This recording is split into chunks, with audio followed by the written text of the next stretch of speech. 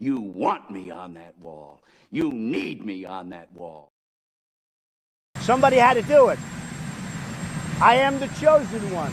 Somebody had to do it.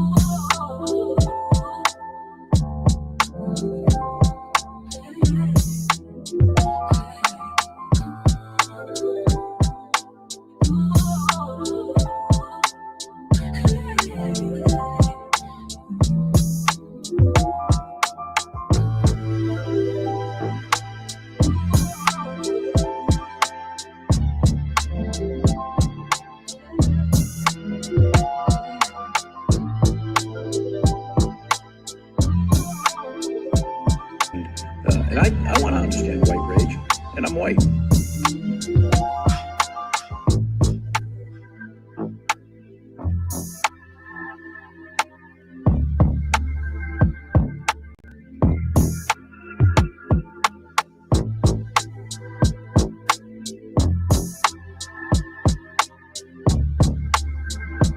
Mark my word. That way's crazy.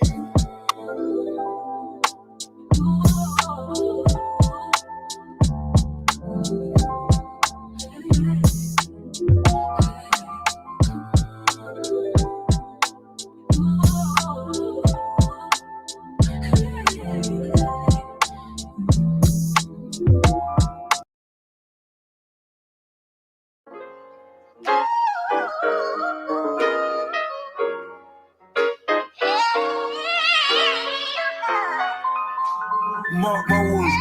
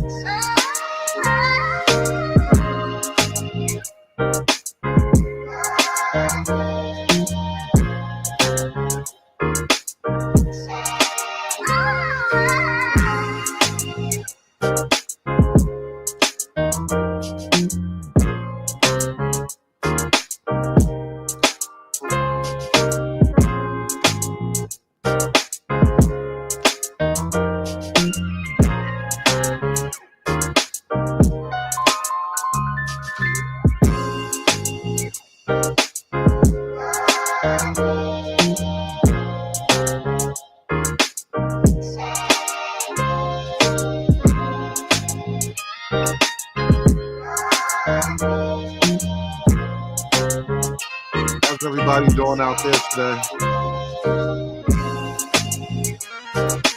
Hit that like button for me, y'all. Put a 1 in the chat if my audio is clean.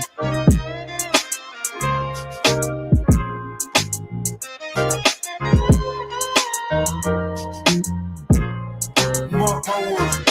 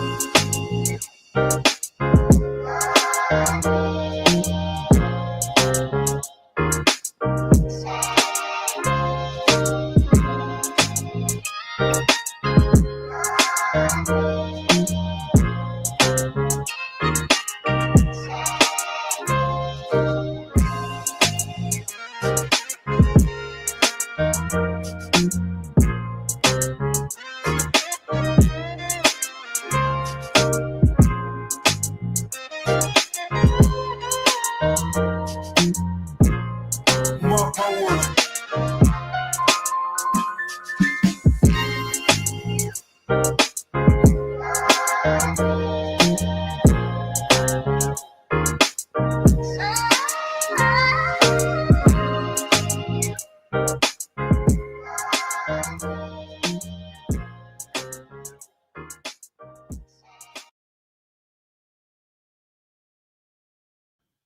Welcome to the show. Welcome. Thank you guys for coming out. We are going to talk about immigration. It's been a couple of it's been about a week or two since all the kerfuffle. Did you know there was a kerfuffle over there in California? For a minute there, it looked like they were going to stop the entire mass deportation thing. Doesn't look like that anymore, though. It's pretty much locked in. The deportations are continuing at a pretty rapid pace. There was some right-wing disappointment at the relatively slow pace of the deportations. But things are picking up speed. Things are looking fairly well right now. I'm not really tripping. I think it's still a good time to trust the plan. And so we're going to take a look at the deportations and the effect of it all. Like the video from you guys. You're all under arrest for illegally crossing into the United States. With all due respect, you're making a mistake here. We're not coming into America. We're leaving.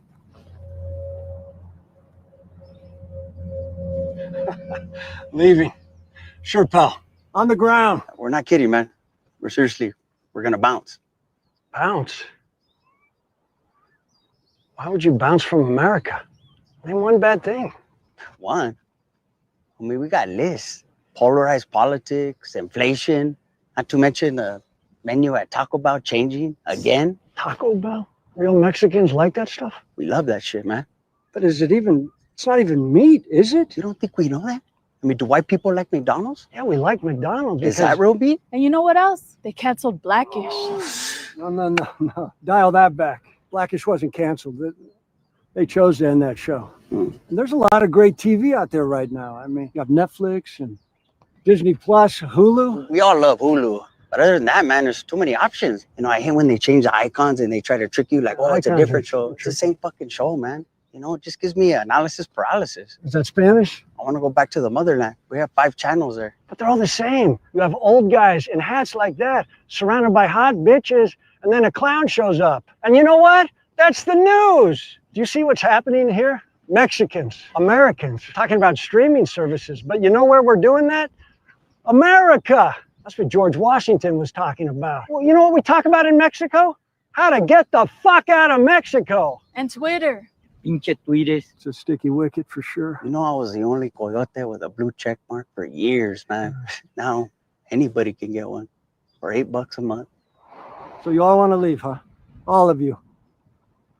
Even that guy? Yeah, dude, I'm over it. All right.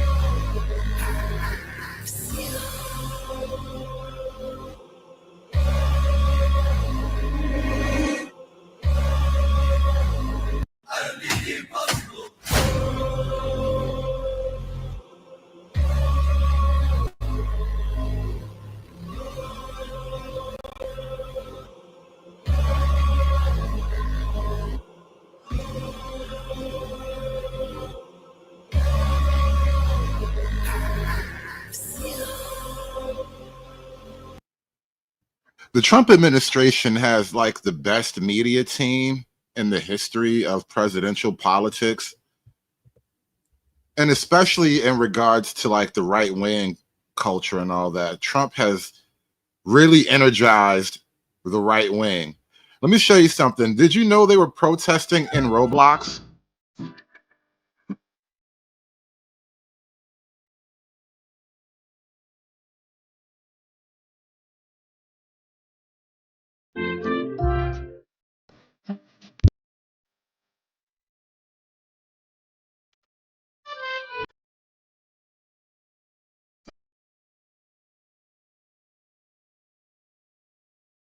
So sad. So sad, really.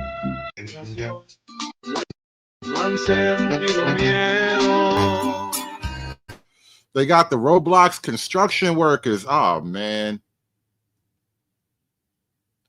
They got the Roblox construction workers. Oh, it's getting bad out here. It's getting bad out here. I'm with you, Wakanda. You know, I'm not really a hardcore MAGA fanatic at the moment. But it looks like World War III is off the table. That's nice, you know. Now that we're not getting World War III We got to refocus on the mass deportations. Nobody voted for war with Iran, but we did vote for this right here.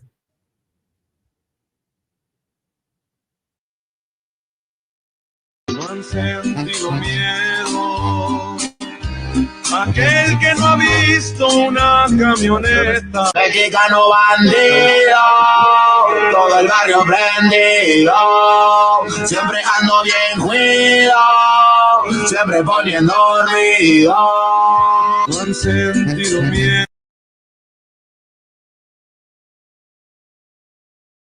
So yeah, everybody online is kind of getting active. But what's really the more fascinating thing isn't really the online trolling of it all. It is sort of like the real world attempts at pushback. You know, we talk about America sliding into civil war or civil disorder or whatever. And I imagine immigration being one of those fault lines because the Democrats are really all in. Deporting illegals, criminal illegals. We do not want Trenderagua. We don't really want people who have committed any type of crime, even more if they are illegals. And but we do know that unfortunately what's happening right now after 6 months of being Mr. President being in office, that we're losing thousands and thousands of workers. What the ICE. You don't really care about the workers either, though, because I remember there was a guy, his name was literally Kilmore Garcia. No, it was Abrego. His name was Kilmore Abrego. Like, his name was actually Kilmore. And you were like, wait, no, not that guy. We need Kilmore. Kilmore is a valuable member of the Maryland community. I don't know what I'll ever do without Kilmore. So it's not even like they care about the criminals versus the hardworking guys. You just want them all. Leadership has called collateral damage. And most of those people are working in three main sectors: construction, hospitality, and agricultural. Even the president said the other day in a tweet that he understands that those hands are needed. We're talking about 15% of the economy: construction, hospitality, and agricultural. So my question to you is, what is the growth effect on the economy if this type of removal of hands being removed from those three main top sectors? That's a great question. What is the gross effect on the Southern economy when all of my slaves can't pick my cotton anymore? Has anybody looked into the numbers of how a Southern gentleman will be disrupted if his slaves are not allowed to pick his cotton? So immigration is another area where nobody put us in charge. We're done, you know, Congressional Budget Office and other agencies can make assessments like that. We do have a role to maximize employment, but we take immigration policy as just, we take it as it comes. What it's obviously done is it's really reduced the amount of growth in the labor force. Reduced the amount of growth in the labor force. That's crazy. I got some video of the effects on the economy. Let me show you what it's doing to the economy. It's freeing up the job market.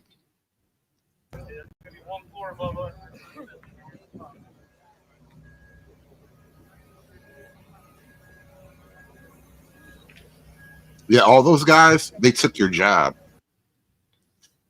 Wherever that is, they took your job.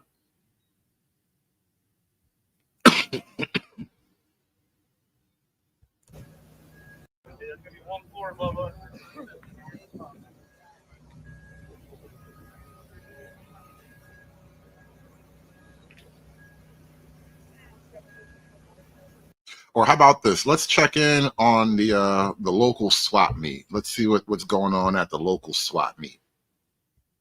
Federal agents, along with armed Marines, came not to shop, but to conduct an immigration enforcement raid.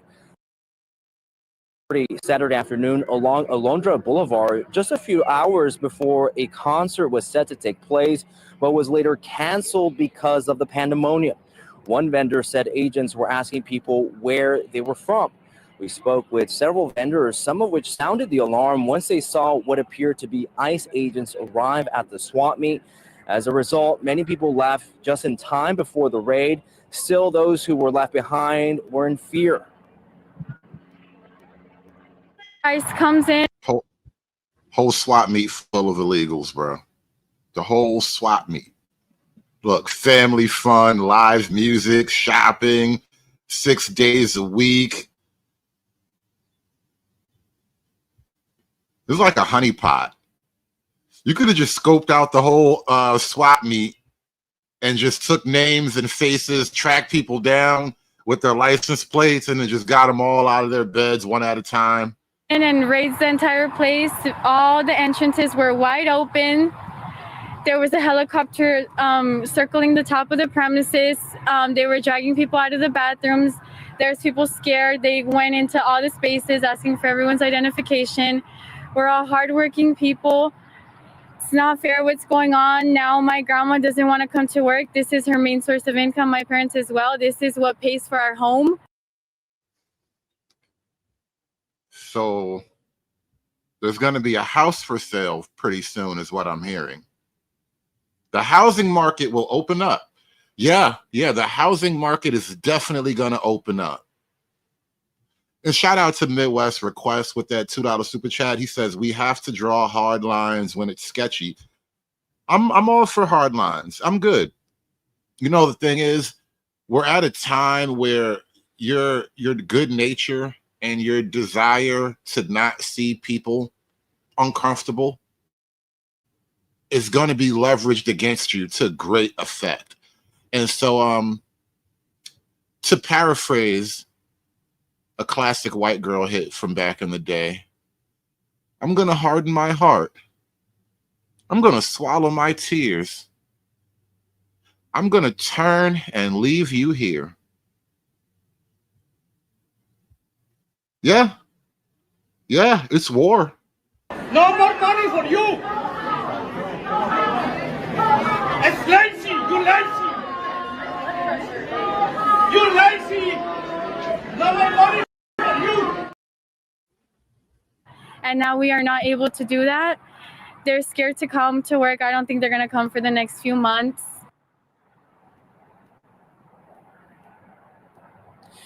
It's unclear the exact number of people who were detained during this operation. Video shows a handful of people were taken into custody. Today, some vendors decided not to show up over fears of another possible raid. Again, I'm told that foot traffic was down as a result. Back here live, we reached out to the Department of Homeland Security for a comment regarding yesterday's raid. We have yet to hear back. That's because they don't really have to talk to you pussies. You know, theoretically, it'd be nice if they talk to you, but nah, they're busy. Federal agents along. And this is the way it looks inside. Like I said, on normal Saturday, this is cool. Nowhere to sit, nowhere to stand. The line for the alcohol, you see how the chains are? And there's no one here.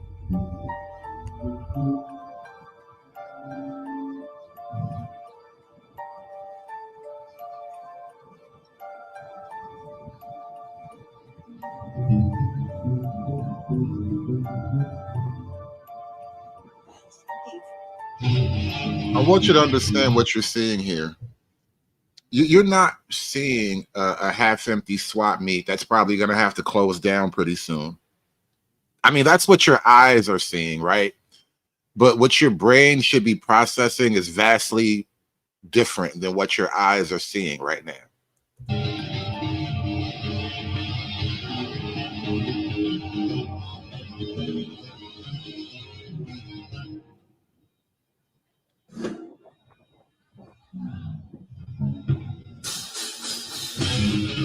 What you're seeing right now is political warfare. That is exactly what Trump is engaging in with the ICE raids. It was never explained to you in that way because, you know, that's stupid. but that's exactly what's happening, and that's what's needed. That's it.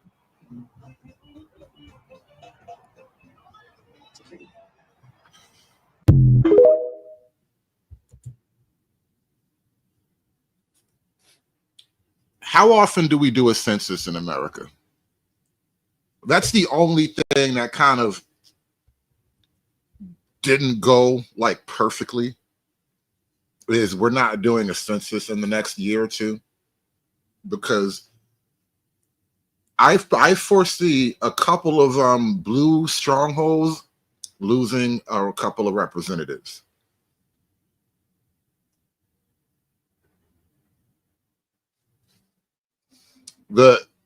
Even redistricting won't be able to stop the onslaught.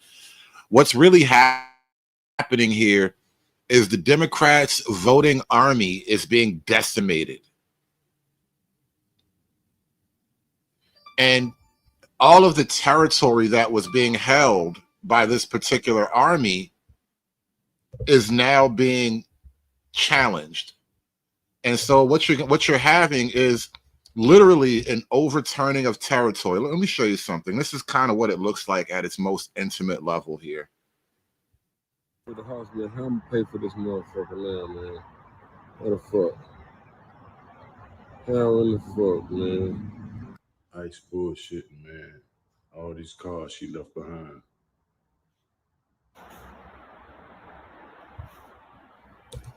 I'm gonna read the caption out loud for you. Mexican woman that's been living in USA for 25 years and has no criminal record gets deported by ICE and leaves behind $400K house, 2 cars, jewelry, and life savings. Jewelry. Passports. It's crazy.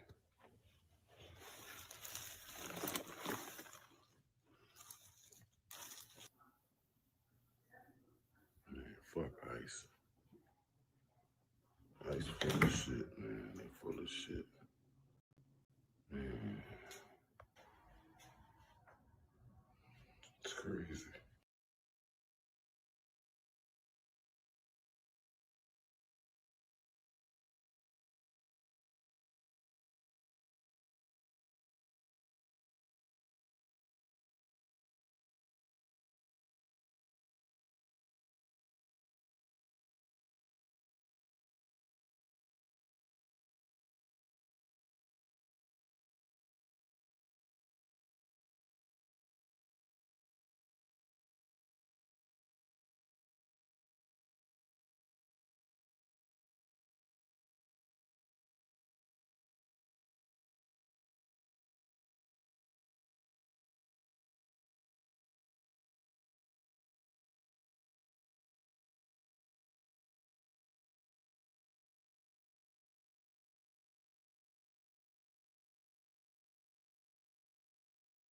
Damn, I was all muted up, getting all pontificating and stuff. Would it even be called stealing if he put his phone down and put some of her jewelry in the pocket? Because technically, I'm thinking it's closer to like scavenging. I'm thinking maybe there's an empty house, there's a couple of cars. God knows what's in the house, and the house isn't like protected. It doesn't look like it's been boarded up. The city didn't come over and lock the house down. She's on her way to Mexico right now. She's probably sleeping in the back of a van right now. Does he have scavengers' rights? Can he just claim some of that as his own now? I mean, like, it's not technically stealing, is it? I mean, sure, it's her property, but I mean, how's she really going to come back here and claim it? All right, what about the Tide?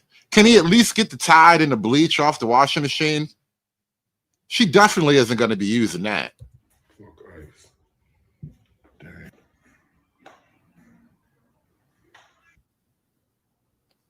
Oh, TV on the wall. Oh, man, gotta go. Gotta go. You know what? That's a nice looking fireplace. You might as well snatch that fireplace while you're in there, too. Take everything. Everything must go. Your boy Arnold was on The View last week, and I think he upset the ladies. They didn't expect Arnold to say this. Self, you are an immigrant. You're an immigrant in this country. Yeah. Did you have a visceral reaction to what they're doing, what ICE is doing, when you see the videos of it? Well, I tell you, you said that the immigrant. I'm so proud and happy that I was embraced by the American people like that. I mean, imagine I came over here with the age of 21 with absolutely nothing. And then to create a career like that. I mean, in no other country in the world could you do that. Yeah. Every single thing, if it's my bodybuilding career, if it's my acting career, becoming governor, the beautiful family that I've created, all of this is because of America. I don't think that attitude that Arnold is expressing right now is the common attitude that we hear from, like, especially the the ICE protesters or whatever, the pro-immigrant people, the La Raza people. Generally, when we used to hear people give their immigration testimony, it was gratitude. You know, I was running from war and tragedy. The communists had kidnapped my grandpa. We fled in the middle of the night, that kind of deal, right? But now we get this sort of economic migrant where they're not fleeing an actual, like, traumatic situation. They just want to come here, make money, and send it all back home. They're literally milking the cow. It's true. And so this is why I'm so happy to see firsthand that this is the greatest country in the world, and this is the land of opportunity. And I think because I'm such a proud American and a proud immigrant that came to America, I was asked to do, on July 4th, a big speech, the keynote speech at Mount Vernon, where George Washington was laid to rest, and where he lived and all that, to celebrate the 250th anniversary of America, the existence of America. And I will be doing the speech that they asked me because I'm an immigrant, and there will be 7,000 some people there.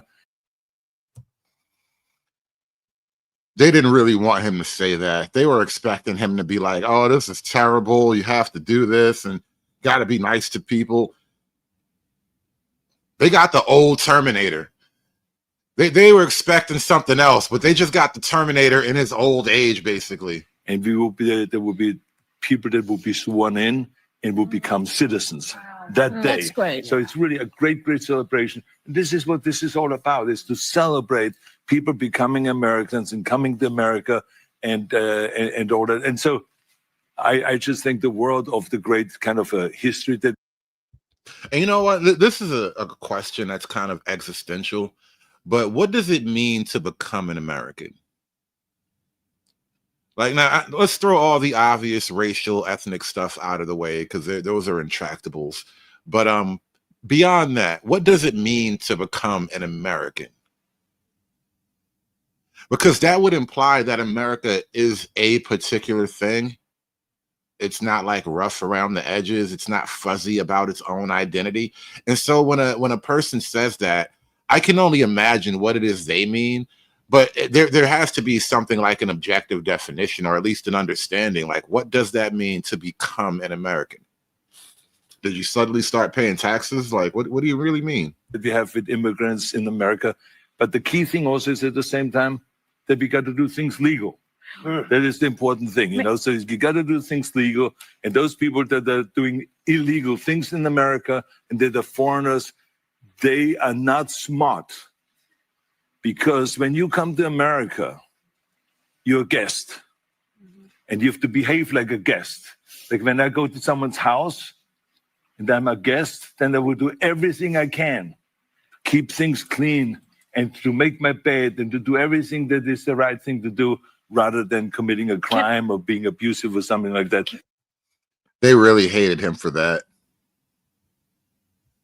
They really hated him for that. Red Illusion says, LMAO, he just wants to deport the next maid he smashes. Rich man privilege, bro. I got nothing to say about that. Rich man privilege. They live a different kind of life. So that doesn't really work in this country. So I think the important thing is when you become an immigrant to think about, okay, I go to America because I want to use America for the great opportunities that America has in education, in jobs, creating a family, all of those kind of things. Then you have to think about, okay, if I get all of those things from America, then I have to give something back. They give nothing back. They send their money home.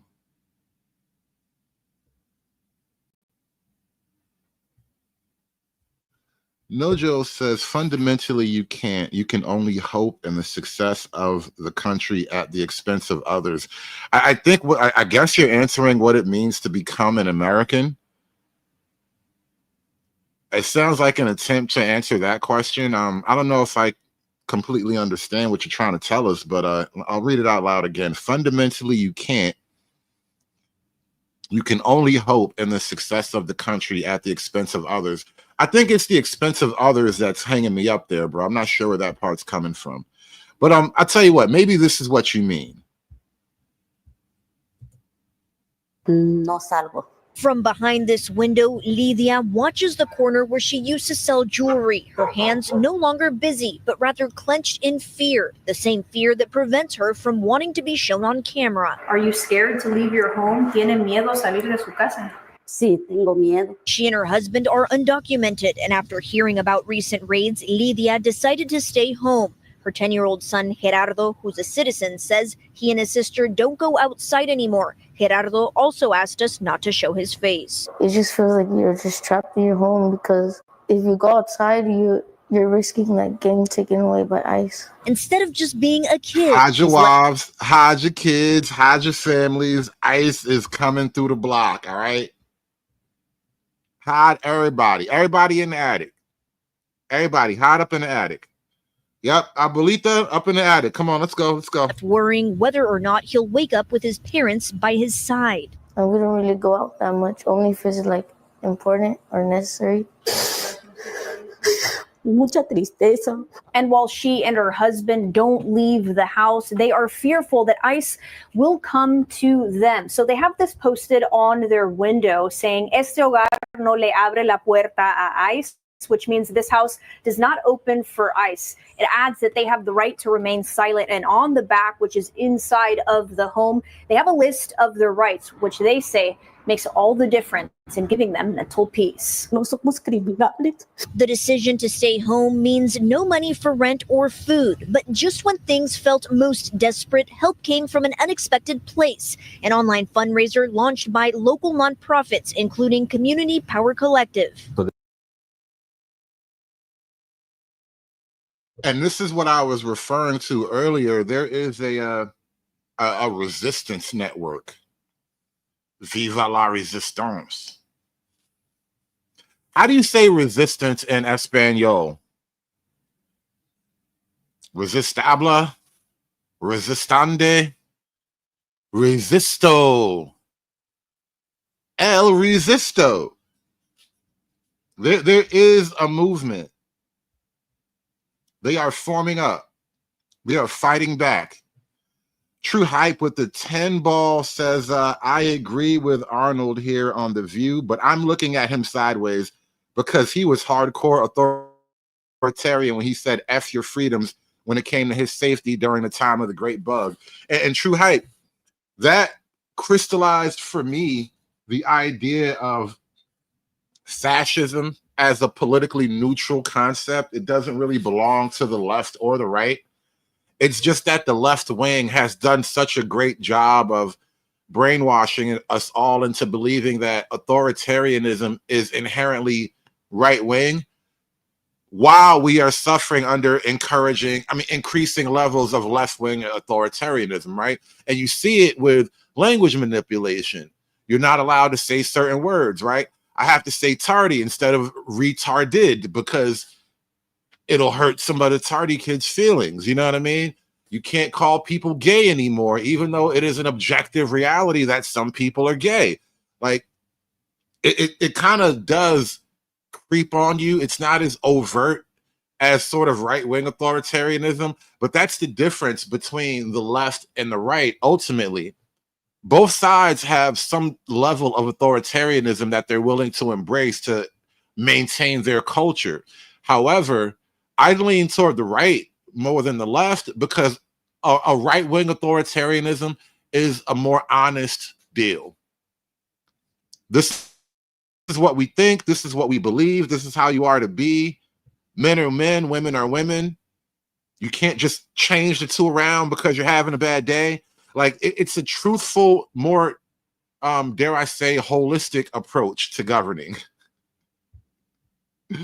But anyway, that was kind of a ramble. Shout out to True Hype. Thank you for hitting that super chat button. And be like True Hype, y'all. Smash that super chat button for me. Hulk! Smash!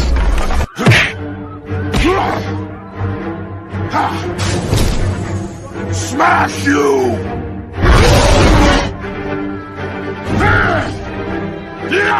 You make Hulk angry. You not like Hulk angry. Hulk no like fighting girls. This is going to be the third initiative where we fundraise funds for street vendors. Sergio Jimenez says Lidia will be a recipient of part of these funds that'll help go toward her living expenses. Everything that they need. But we understand that it's not going to be enough. Not enough, because he says Lidia is one of thousands of vendors who are staying home amid the recent raid. You know, in military terms, if we were really talking about actual like battle strategy, this is what you would call raising the fields, right? We are making it impossible to actually survive in the territory. ICE has been showing up in Pico Rivera, Home Depot, street vending communities in South Central, in Boyle Heights, downtown LA. You just don't know when you're going to get hit by ICE. Oh my God, it's like the police could be anywhere waiting to arrest you if you commit a crime. That is incredible. Wow. I can't imagine that. So like, you mean law enforcement will enforce the law anywhere? Shocked, I tell you. Can't believe this kind of thing is happening in a modern Western free nation. ICE has been showing up in Pico Rivera, Home Depot, street vending communities in South Central, in Boyle Heights, downtown LA. You just don't know when you're going to get hit by ICE. LA organizers say their work is far from done, but every donation helps keep a family together. Oh, let me show you some more, man. We got an empty food truck. Oh man, yo, the price of food trucks are about to go down. I predict at least a 10, maybe a 15% decline in the overall price of food trucks now that the pressure is on. You gotta be kidding me. This is the second location, the second taco stand that has now been overran by ICE agents. This one is literally right across the In-N-Out. And this one has also been raided by ICE agents, apparently, because everything is still here and nobody is running the spot. As you could see, everything's turned off.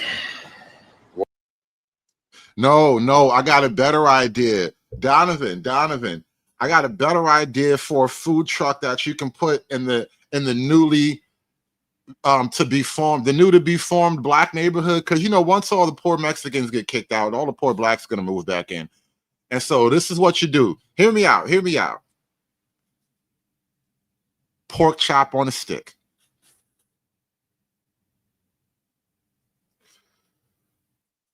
Yep. Pork chop on a stick. We can have a little bit of side dishes, like, you know, the red beans and rice. You know what I mean? We could take the red beans and rice, put it in a little cup. But this is why you kind of have to go with something real simple, like pork chop on a stick, right? Keep your operating costs low. We're not going to be buying, you know, prime rib. We're not going to be buying all these different cuts of chicken. We're going to have pork chop on a stick. We might make some fries because you can throw fries in the batter with the pork chop. It's going to be a fried pork chop. And we might even do like a sort of flame broiled, grilled kind of pork chop thing.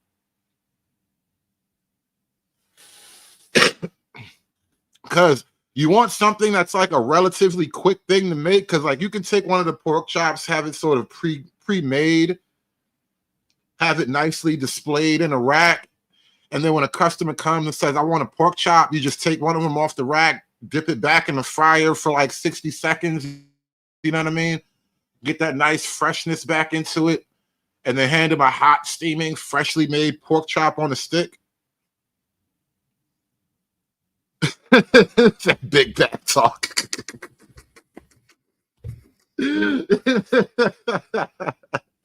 Listen, I'm trying to replace the taco truck, bro. The taco truck. Oh, and the signature grape drink, frozen drink. You get a pork chop on a stick with a frozen grape drink, bro. That's it. We lit. We in the middle of a heat wave right now. It's like slavery degrees outside right now. Do you understand what you could do with a pork chop truck that sells a grape drink slushy? Oh, man. Oh, and that's all you need. Now, see, this is where the taco trucks go wrong. The taco trucks, they try to sell you hot wings, try to sell you hamburgers and shit. They try to sell you everything. Like, no, this is going to be pork chop on a stick with a couple of sides. You get a handful of regular canned sodas, or we got this fabulous grape drink slushy. I'm telling you, on a hot summer day, look, you can get it fried. You can get it roasted, or like we can have like that, you know, that kind of fake open flame with the propane grill thing. We might even get a little extra and throw some wood fire grill. You never know. You can do a lot. But that's just it. Pork chop on a stick, 1 or 2 side dishes, and a grape drink slushy as like a signature thing. Could you imagine? And look, this will be live action commercial material as people are walking away from your truck with a pork chop on a stick in one hand and a grape drink slushy in the other hand, and they're laughing and smiling. Can you imagine the kids? For $4.99, you get a pork chop on a stick. For you know what? For $7.50, I will give you the combo. You get a pork chop on a stick, and you get a grape drink slushy, a small. Can you imagine all the happy, smiling children? I got my pork chop. I got my pork chop. Could you imagine, bro? Oh, man, this is it. Instant guerrilla marketing. Instant guerrilla marketing. Kids gonna be walking away from the pork chop on the stick truck. I got my pork chop. I got my pork chop. They're gonna have the pork chop, the little tiny cup of grape drink slushy. They're gonna be happy. Little black girls with her beaties and her barrettes in her hair and stuff. It's gonna be dope. It's gonna be dope. I'm telling you. These taco trucks up out of here, bro. And I love tacos. I got nothing against tacos. I ate tacos 2 nights in a row last 2 nights. Had to switch it up today. Bought me some black food. What in the world is going? Yep. All right, guys. So breaking news again. This is not the same taco stand. This is another location that now they have chased away or arrested the employees who were running the taco stand. Yes, sir. They got chased away by ICE agents. Yep. You know who's not going to get chased away by ICE agents? This old black guy by this where I used to work at. I would drive past on the way home, and he had his food truck set up, and he had like this big giant grill next to it, and he would sell like barbecue stuff. He's probably still there right now. It's hot as hell outside. He better be there. But he would sell barbecue, like pulled pork sandwiches and barbecue ribs. Whatever barbecue stuff is on the menu, he sold that, right? He's still there. ICE is not messing with his truck. ICE does not look at the soul food truck, all right? If you got the pork chop on the stick truck, ICE is not coming to get you. This is the second location. There's one more down the street. Same thing. You saw them? Well, they're the one of them over there got arrested. This one I don't know, but it looks like very similar because they're not here. Everything's turned off. I mean, the lights are turned off. The food is here. So ICE raids are.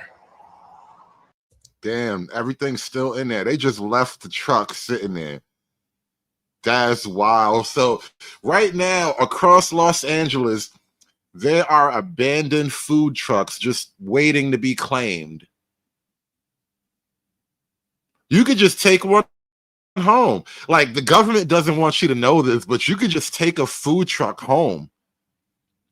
Like, if you see a food truck on the street without its mommy and daddy, you can just take it home now.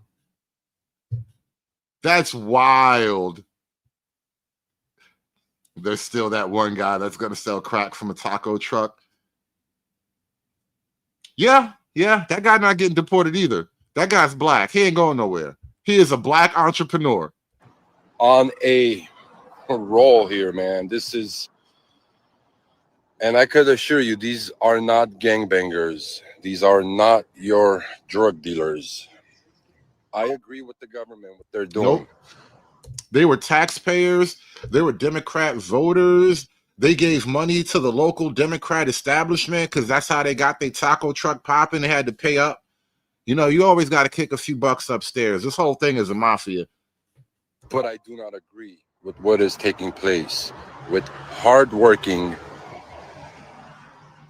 call them Americans, call them American support, call them immigrants, whatever you want to call them. But this right here, this is what breaks families. This is what. Yeah, American families.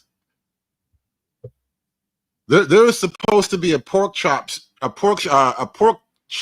a stick truck where that taco truck should be. There was a guy 30 years ago, a black guy with a family and an angry baby mama and a dream. All he wanted to do was open a food truck selling pork chops on a stick, and he never got to do that. And his family hates him. His baby mama left him for a Mexican who had a food truck because you broke families. That's how you break families up. Too many taco trucks with a pork chop on a stick truck should be.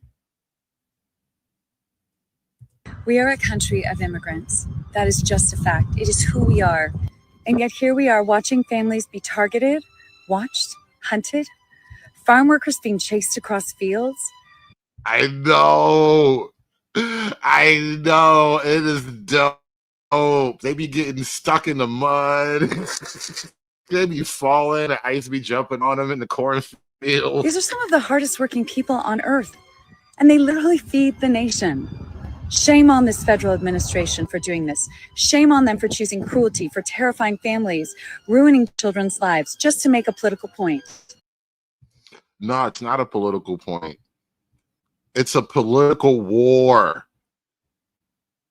We are killing your peasants. You understand what happens in the Middle Ages when all of your peasants get killed? If you're the nobility in the medieval time, right? This is back in the castles and the knights era and all that, right? If you're in that era and another rival noble hires brigands, I think that's the word for it. They hire some brigands to go into your territory and destroy all the crops and kill all your peasants. You understand what happens to you as a noble of that town, of that territory?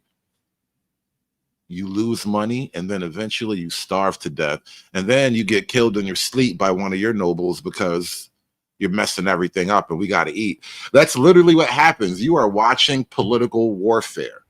You are watching a master at work. Somebody had to do it. I am the chosen one. Somebody had to do it. And if you listen to the left-wing people talk about immigration, they kind of complain about it in almost those terms. Who's going to wipe our asses? That was literally a quote from some lady a couple weeks ago. Like, who's going to wipe our asses? We got this huge aging population. All the boomers are going into nursing homes pretty soon. Who's going to work there, right? And then, who's going to pick the oranges? Who's going to drive the Ubers? Who's going to make sure my sandwich gets to me while it's still piping hot and fresh? Whose interpretation of Christian values is this? What happened to being the party of family values? This shouldn't be about politics. This should be about people, their well-being, our shared humanity. If you could see these families, hear from them, these moms, their children. Today I heard from community members who have lost loved ones to suicide because of the trauma and pain being inflicted on the immigrant community. Shut up, bitch. Ain't nobody cried for me when I was selling crack to give money to my kids. Ain't nobody cried for me when I was breaking the law. Shut up. If you looked into their eyes, you would understand, you would feel it. You would know this was wrong. We have to do better. I don't even know what you mean by do better. I thought we were doing better. Didn't the price of eggs go back down to normal? I see empty taco trucks abandoned on the street. These are signs of progress, damn it. My name's Antonio Gallo. I'm one of the owners of Casa Fina restaurant in Boyle Heights. It's been a staple in the area of Boyle Heights. Normally on Father's Day, we're packed. We have people waiting about 20 minutes. On that Sunday, I mean, it was just, there was nobody there, right? Folks were afraid to come out, and now we have to consider about what do we do with our employees, right? We have no money coming in. It's just the raids in the city, and it's scaring our folks. It's scaring our people, and it has to stop, or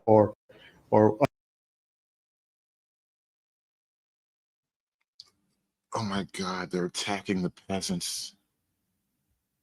Who's going to bring us our food if we keep letting the peasants get attacked like this? We have to do something.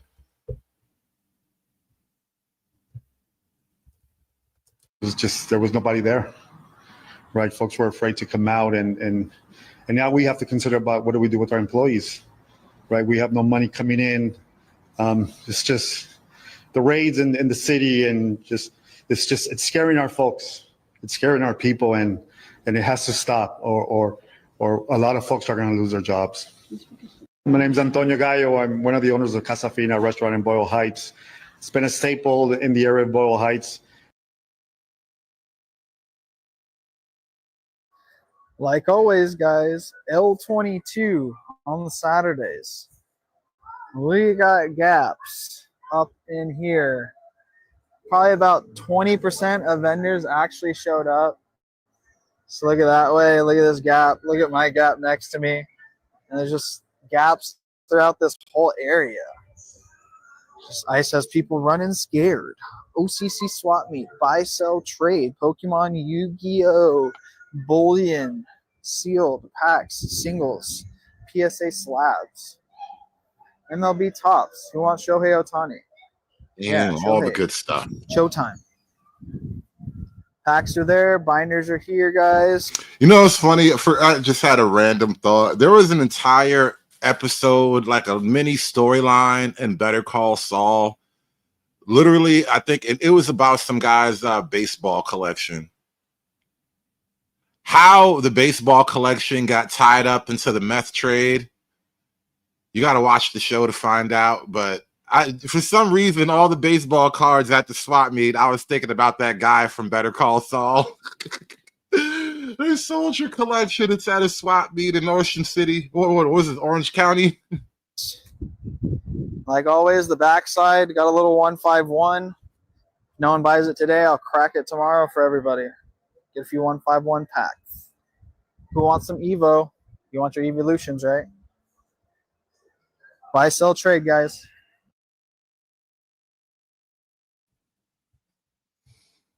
Yeah, man. Way less empathy for the illegal immigrant cause than we're used to seeing in America. it seems like the empathy is kind of hitting a brick wall. We are kind of running out of empathy for a lot of things. Did you know Trump actually ended the LGBTQ hotline for suicide? Yeah, so the government, in all of its infinite wisdom, has created an entire hotline for LGBTQ people who are on the edge of hanging it up. You know, they're having thoughts of self-termination. And the government under Trump is basically like, if he dies, he dies. And I'm like, you know what? I think we could pocket that money. I actually think we can pocket that money. We'll be fine.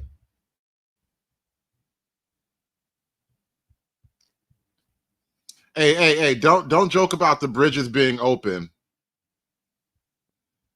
All right, that literally just happened like 2-3 weeks ago.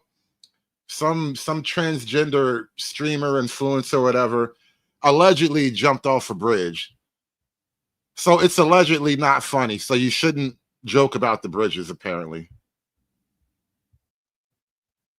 My father as the one processing the, because his mother had died. My father as the one processing the paperwork put my grandmother down as his mother. And so I am illegal in this country. My parents are illegal here in this country. The Democrats are the party of illegals. The Democrats are literally the party of illegal immigrants. Honestly, this entire year since Trump's come into office, I can't think of one American initiative that the Democrats are supporting.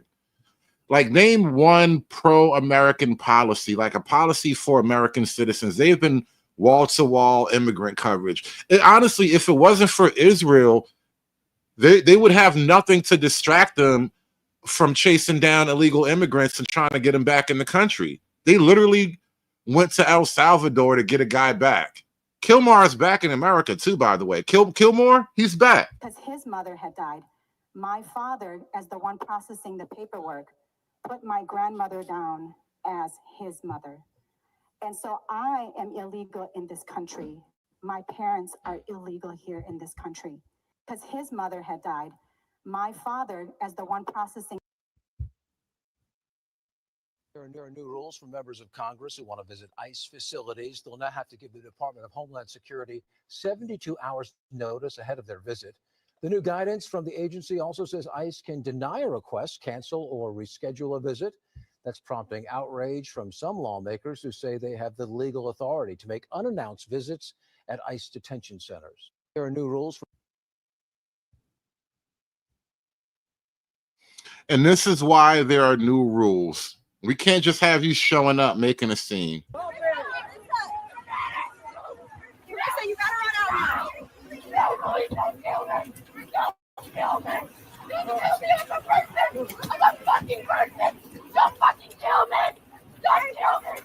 my people go!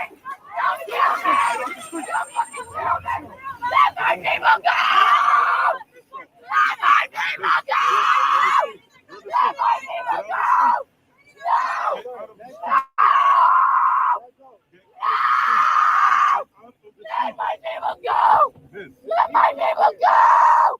Let my people go! Let my people go! Let them go! Let my people go! Let my people go! Just let them go! Let my people we will not let them go! We will not let them go! No! And you know these things being in the country. We will not let them go! No! No! No! No! Let them go! Let them go! Open the trust! If you're not ready for that, though. Let them out! Go let them out! Let them out! Open the trust!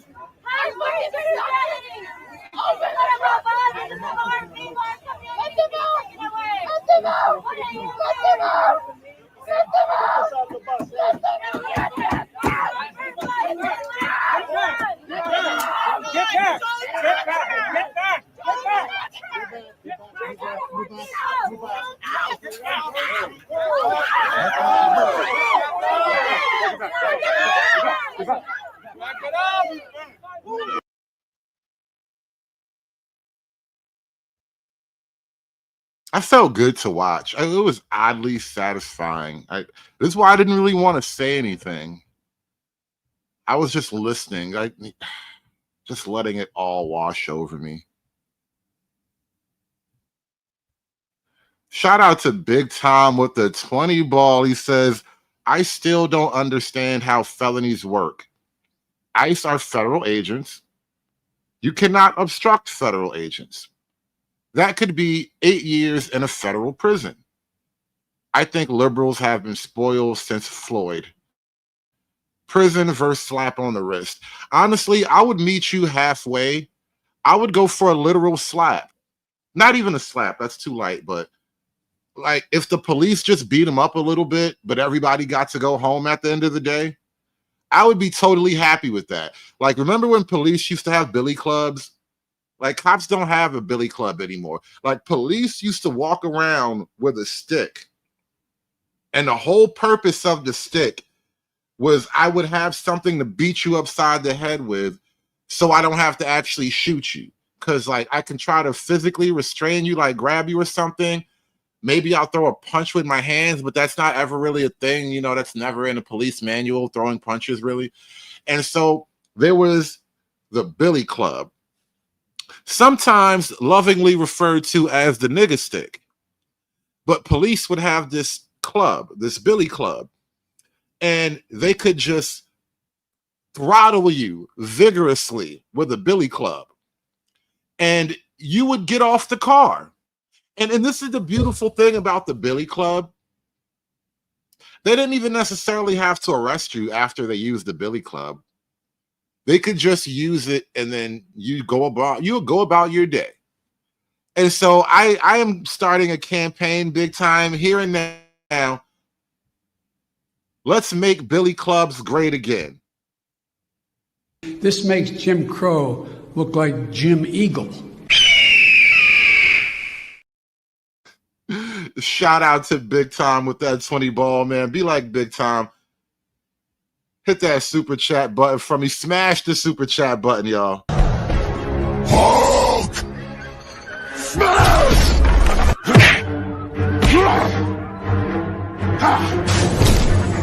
Smash you!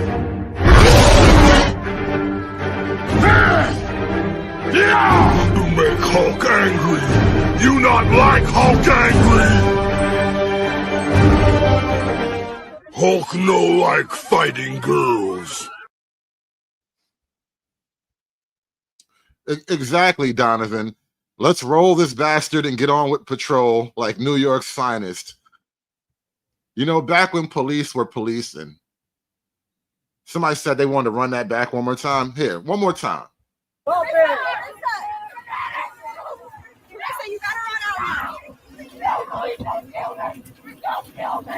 I'm a fucking person! Don't fucking kill me! Don't kill me! Don't kill me! Don't kill me! Don't fucking kill me! Let my people They go! have rights! They have rights! So fucking what, man? Let my people go! Let my people go! No! No! Let my people go! Let my people go! Let my people go! Let my people go!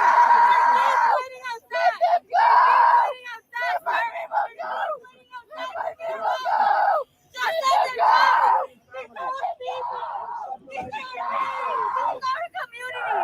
We will not let them go! We will not let them go! No! They've been important, and you know these things being we will not let them go! No! No! No! No! No! Let them go! Let them go! Let them go! Open the trust! If you're not ready for that, bro. You let them out! Go let them out! Let them out! Open the trust! Open the trust!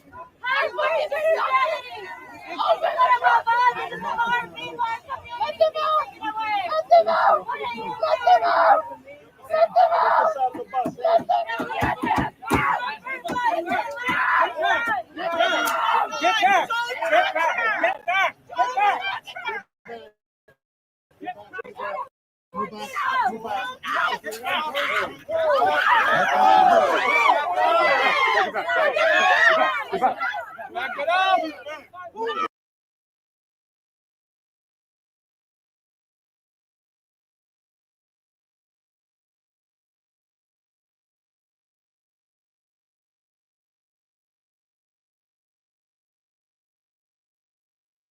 I got another TikTok raid for, I mean, a Roblox raid for you.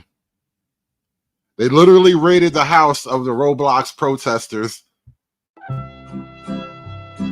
You aren't safe anywhere.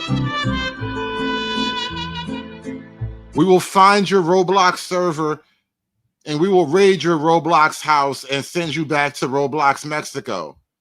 You don't belong on this server.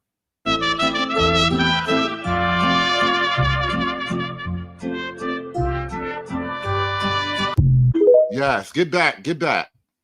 Get out of here. There's a Roblox in Mexico. You don't belong here.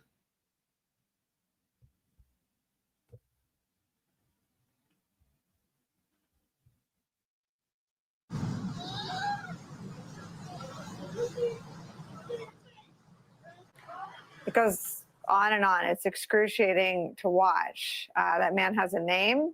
His name is Narciso Barranco. This story is playing out, Nicole. His name is Taco Taco Burrito Burrito.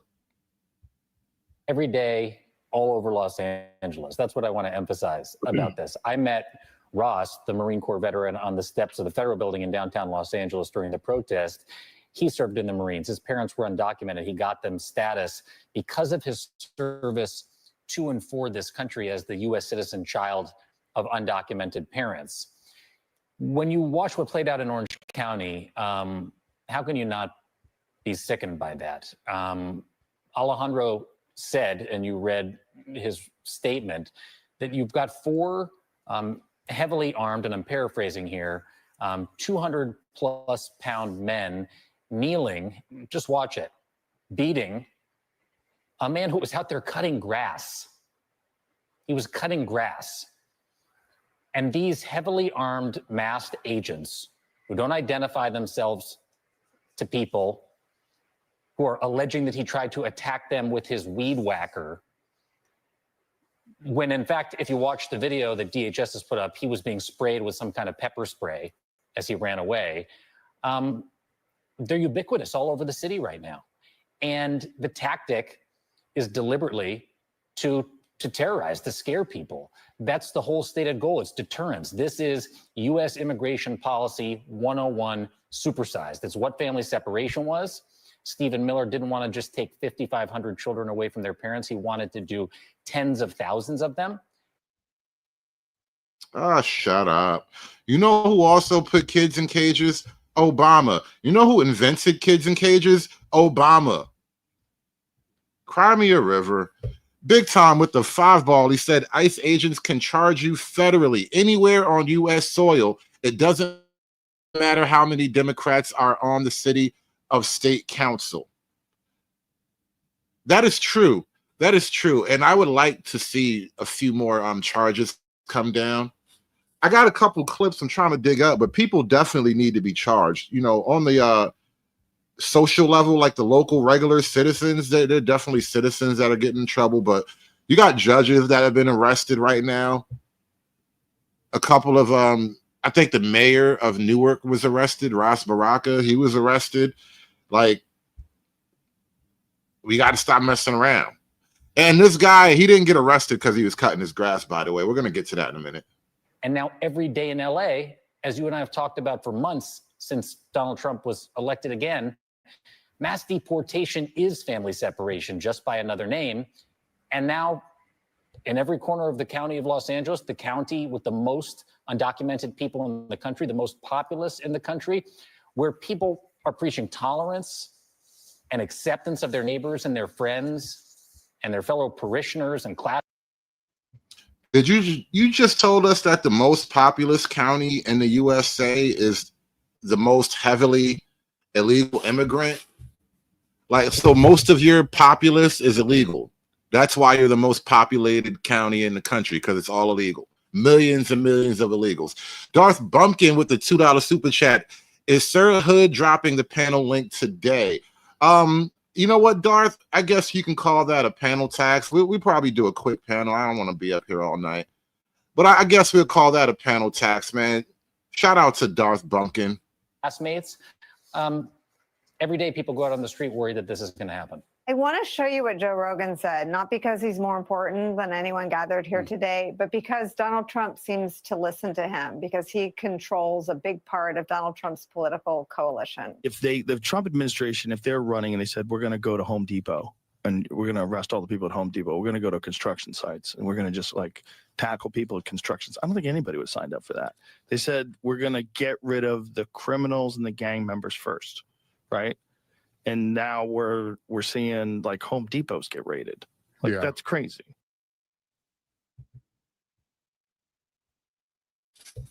That's exactly what we wanted, by the way.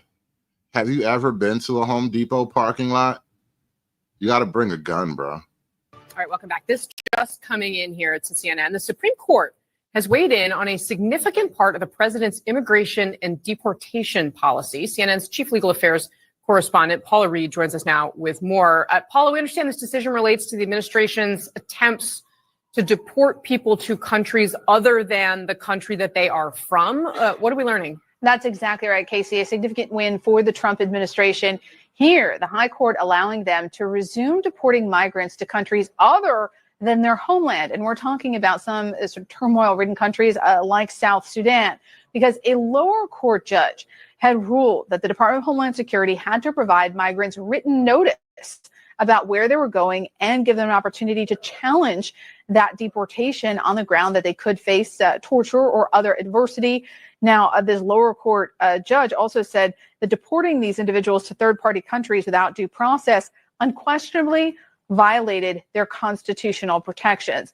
But now, while this litigation continues to play out, the Supreme Court allowing the administration to continue sending these migrants to third countries. And roughly 1 million people now are eligible to be deported to these other countries. And I think it's notable here, the court did not really give a lengthy explanation of their analysis, but there is a pretty fiery dissent from the liberal justices, written by Justice Sotomayor, who wrote, quote, "Rather than allowing our lower court colleagues to manage this high stakes litigation with the care and attention it plainly requires, this court now intervenes to grant the government emergency relief from an order it has repeatedly defied. I cannot join so gross an abuse of the court's equitable discretion." She goes on to say,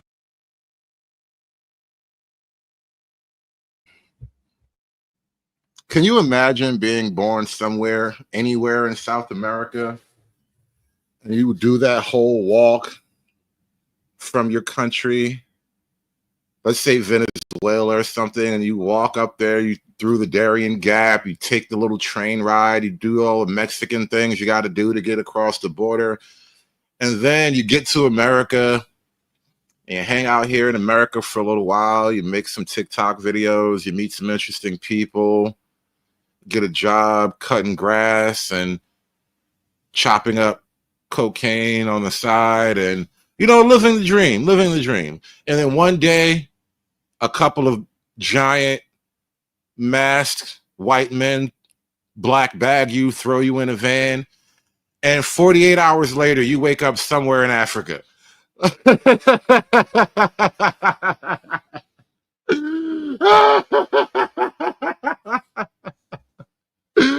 Oh God, it's actually funny. It's a hilarious move when you think about it, like the grand scheme of it all. Oh, you thought you were going back to Venezuela? Nah. Venezuela said they don't want you back. Uganda needs people. Yeah, as it turns out, Uganda needs people. that the court's decision to grant the government equitable relief is not the first time the court closes its eye to non-compliance, nor, she writes, I fear, will it be the last. So clearly, she is not happy with this decision. So, Paula, this is, of course, the final, very end of the term for the Supreme Court. What do we? Yeah, we're sending Pablo to Uganda, Bumpkin. That's what the Supreme Court just okayed. They try to put an injunction against Trump's plan, his proposal to repatriate some of these illegals to their non-home country. And so they have other countries willing to take people. God knows why. God knows why Africa wants people. But Africa wants people. And we will send your Mexican ass to Africa if you keep fucking around with USA, all right? That is how sick of your shit Uncle Sam is. You will go from Caracas to Nairobi, nigga. Keep messing around with Uncle Sam. We will drop you in Kinshasa. Because this shit right here, this is the type of shit that make you get deported to the slums of Johannesburg. Not for nothing, but I want to know where all the cholos are at in Los Angeles. 18th Street, Florencia. Where's the leadership at? Because you guys are all about territory, and this is 18th Street, and this is Florencia. You guys tag everything up, claiming hood. And now that your hood's being invaded by the biggest... Let me stop to explain the egregiousness of this Mexican lady right here. And a Midwest request with the $2 super chat. Every protester felony charge is one less vote. Damn the voters, bro. Let me show you something. Per federal sources, the vice mayor of Cudahy County and Southeast LA County is under FBI investigation after she allegedly posted a video to social media in which she appears to call for 18th Street and Florencia 13 gang members in LA to defend their territory from ICE, even urging gang leadership to, quote, get your effing members in order. I'm told Cynthia Gonzalez posted the video late last week, then deleted it, and that the FBI later visited her home and she is under active federal investigation. Gonzalez posted on her social media that the FBI came to her house and she needs a lawyer. FBI LA tells Fox that they cannot confirm or deny an investigation, but that they condemn any call for gang violence. We've reached out to Gonzalez via phone and email and are awaiting a response. No response yet from the city of Cudahy either. We'll update as we get more. As I was saying, Midwest request, damn the voters, bro. This is the leadership. This shit literally goes all the way to the top. Not for nothing, but I want to know where all the cholos are at in Los Angeles. 18th Street, Florencia. Where's the leadership at? Because you guys are all about territory, and this is 18th Street, and this is Florencia. You guys tag everything up, claiming hood. And now that your hood's being invaded by the biggest gang there is, there ain't a peep out of you. It's everyone else who's not about the gang life that's out there protesting and speaking. Hey, you know what? Black men, we talk about, educated Keisha getting a job in the corporate world, but she still got a pookie boyfriend. Maria does the same shit, bro. Maria does the exact same thing. Maria rides in lowriders. She be blowing off Trolos. Maria does the same thing. Speaking up, we're out there like fighting our turf, protecting our turf, protecting our people. And like, where you at? Bien calladitos, todos los chulitos. I'm like, dude, they're running amok all up in on your streets and in your city. And Pete, when the big gang guns come in, nothing but like quiet, and we're out here, the regular ones that have never been jumped in, out here calling things out, trying to organize people, trying to do the thing. You say she wears Lokes. She got a fresh pair of Lokes in her closet right now. She don't bust them out every day, though. So don't be trying to claim no block, no nothing. If you're not showing up right now, trying to like help out and organize, I don't want to hear a peep out of you once they're gone, trying to claim that this is my block. This was not your block. You weren't even here helping out. So whoever's the leadership over there, just fucking get your members in order.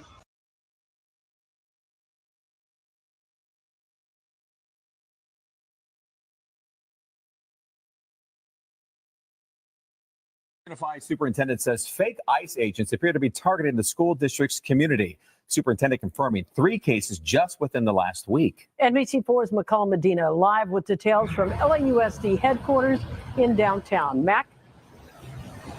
Well, Colleen and Michael, 2 of those cases apparently were reported by students and parents. 1 reported by a bus driver. The superintendent says it's all pretty menacing.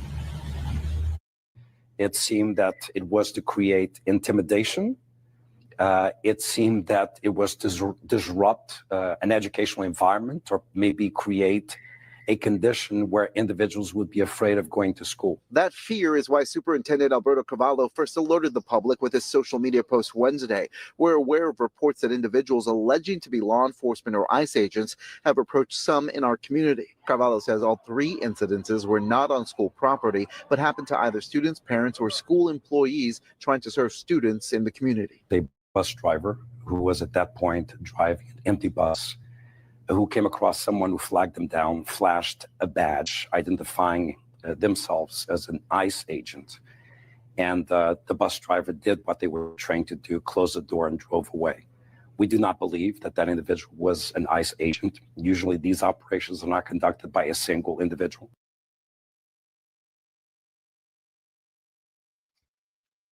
Now, I'm not really sure how much I believe this story yet. It would be crazy if people are running around pretending to be ICE agents, but this could totally be one of those Democrat false flags type of ICE things. told us in a statement, ICE strongly condemns the impersonation of its officers or agents. This action is not only dangerous, but illegal. We've seen cases across the country of impersonators. Where are you from, Mexico? This South Carolina man was arrested for impersonating an ICE officer and confronting a Latino man in a pickup truck. There was a second arrest at Temple University. Parents we talked to were in shock that it could be happening here too. Sí. Claudia Ramos says she's warning her kids. Sí, tienen que tener cuidado. She says you have to be very careful because there's a lot of people who have bad intentions. And you know what? Before it gets too late here, shout out to Bumpkin for bringing it up, because I really didn't intend to. But since he even was kind enough to super chat it, we're going to open up the panel for a little while. So the link is officially in the chat, guys, if you want to join the show for a bit. We're going to open up the panel. So there you go. Appreciate you guys for coming through. Hit that like button. Show ain't done yet, though. We ain't even close to done yet. We got stuff to talk about. We got other clips to play.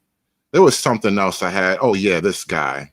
I told you, they have a whole network. You know, this whole illegal immigration thing is built on, like, loose networks of people getting the invisible jobs done.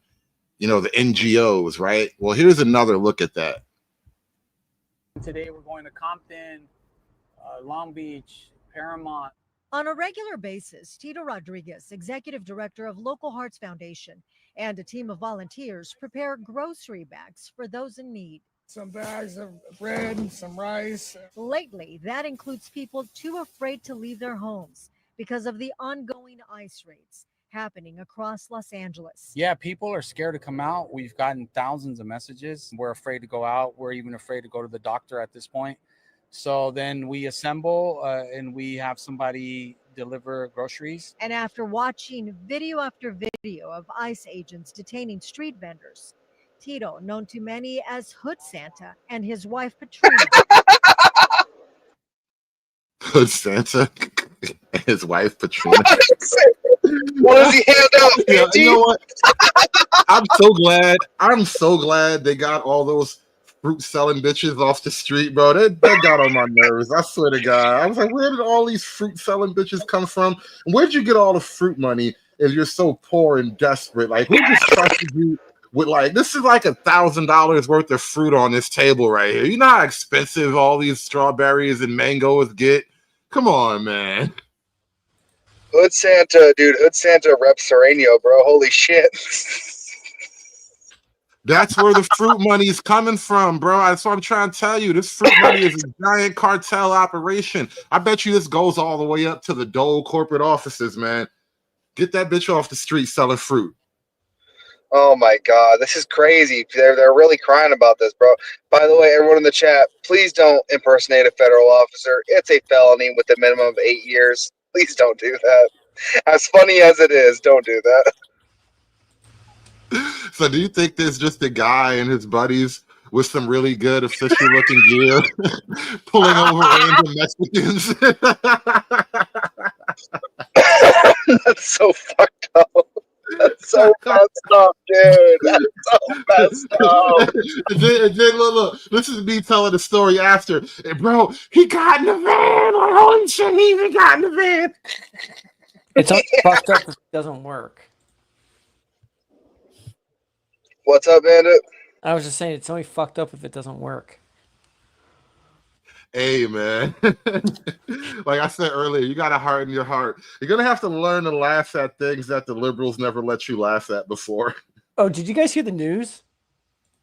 Oh, it goes with this topic. They're talking about releasing all the illegals to East Sudan because it's the country in the planet.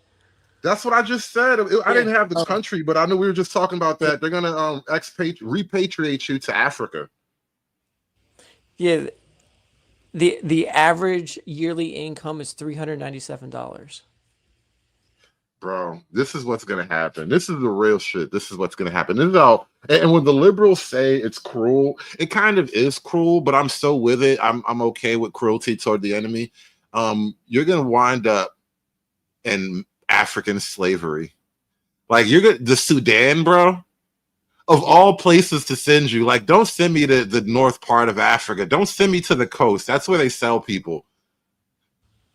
Well, that's what you get if you want a good deterrent. No one's gonna want to go after this. Yeah, I wouldn't be trying to hop a border if the repercussions was life in Africa, to be honest with you. I mean, for real, like, do you know what this does to the coyote industry? I bet you their numbers are down crazy. I hear there's nobody crossing the border right now. Yeah, bro. Who makes a threat like that? Oh, by the way, we're going to deport you to Africa. Nah, I'm good. I'll stay here. Yeah, that's pretty bad. Not gonna lie, that's pretty bad. I will say this, though. Sudan might get an infrastructure boost if that does happen. All right, so better construction reputation, African craftsmanship or Mexican workmanship? Which building lasts longer? I would say Mexican. No. They do not last longer. They work faster, but because they work faster, there's no craftsmanship in it. Like, their buildings fall down. Like, it's terrible.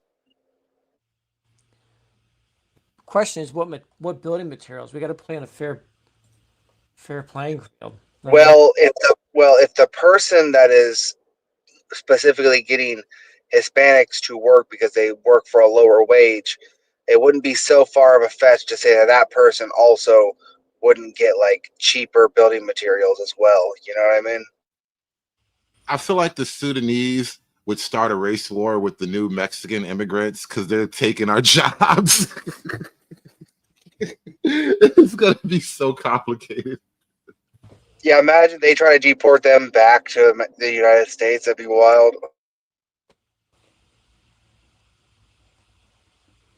And by. Hola, señora. Vámonos. Está muy peligroso andar en la calle.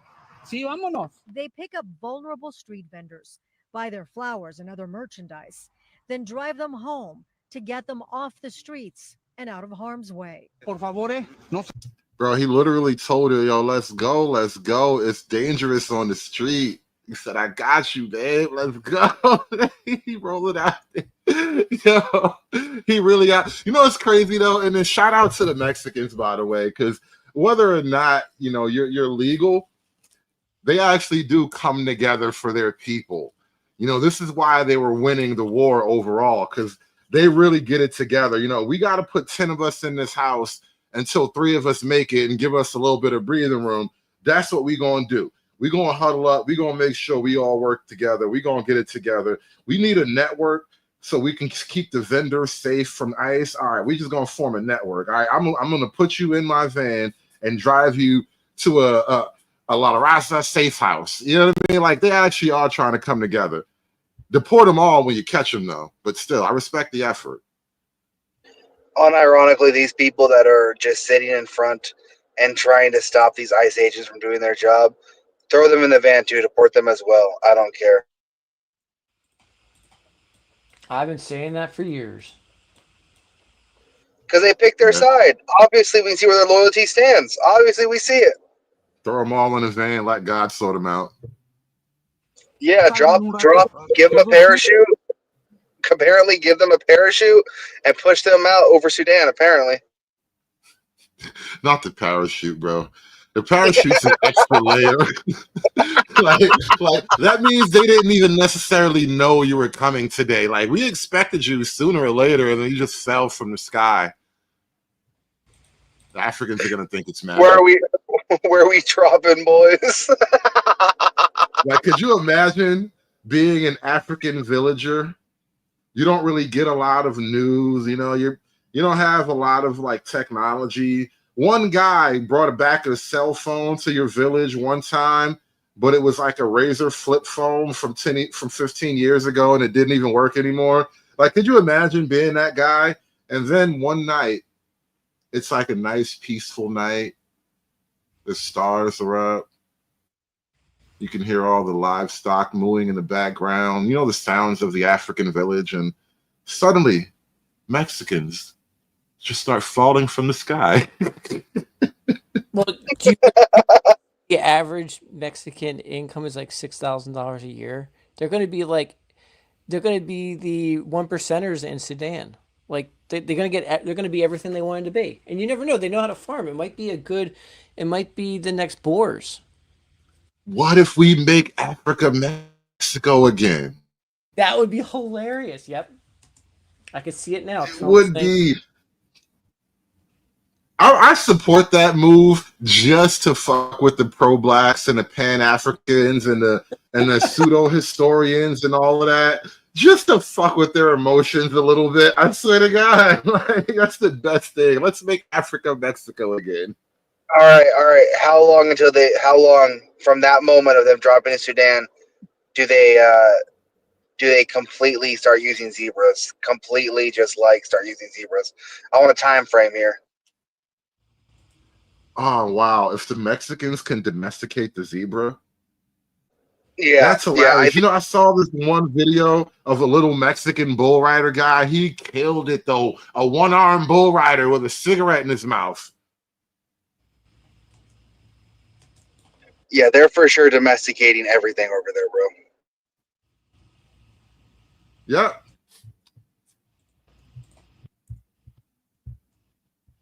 You see them in the streets right now where they're just being picked up and taken. And, my heart was tugged when I saw a couple of them hiding behind a rock or, just sitting ducks. So I just decided to take action. This lady admitted on camera that she not hiding behind a rock. Hold on. Did he say hiding behind the rock? Hiding behind a rock or.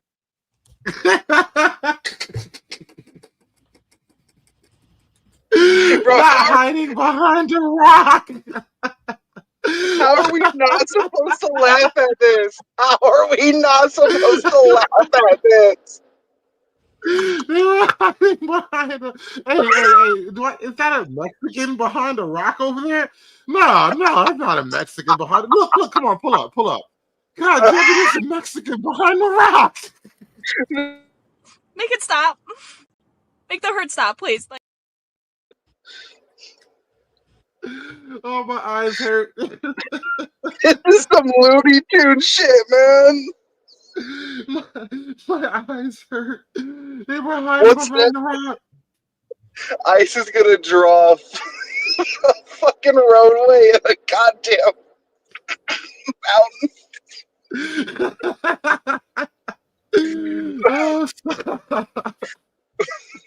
Oh, this is crazy. I'm sorry. You said they were hiding behind rocks. I'm like, really, bro?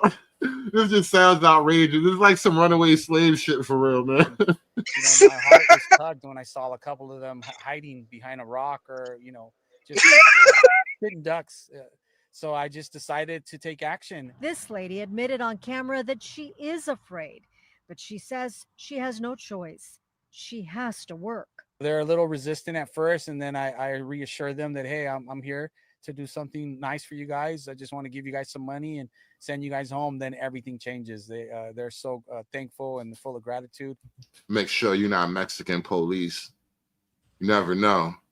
They hire anybody.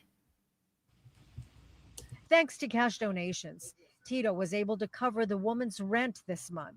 He urged her to stay home while the raids Damn. continue. He crowd surfed her whole rent for a month. I mean, that's just one lady. You can't save them all, Tito. Keep trying, though. Keep trying. Que no sale, okay? Por favor, cuídese, okay? We're just here to lend that helping hand to relieve some of that stress. I can imagine not being able to go out of my house to purchase things that I needed. Local Hearts Foundation has received a share of hateful messages, but Tito remains undeterred. This is not political at all for us. This is about feeding families. It's really us saving us. That's why we say it takes us to save us. It's not the big corporations that you think would come to the rescue at a moment like this, right? It's none of those. It's average Joes that turn into savage pros right now. It's them. Tito says Damn, he dropped the bar on you gringos. Average Joes turn into savage pros. He freestyling on you gringos right now, bro. He's shining on y'all. That's crazy. That's crazy. I hope they catch him next. Well, thank you, Fox Local, for telling us where he's at. I guess. Fuck. That's what I don't get about this. You're streamlining that chick is illegal and that he's giving her money. You think what's going on right now? Let me record this illegal activity.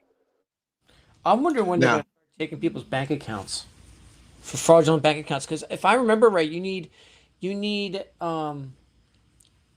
proper identification to have. You need like a social security card. You need a driver's license. You need some information.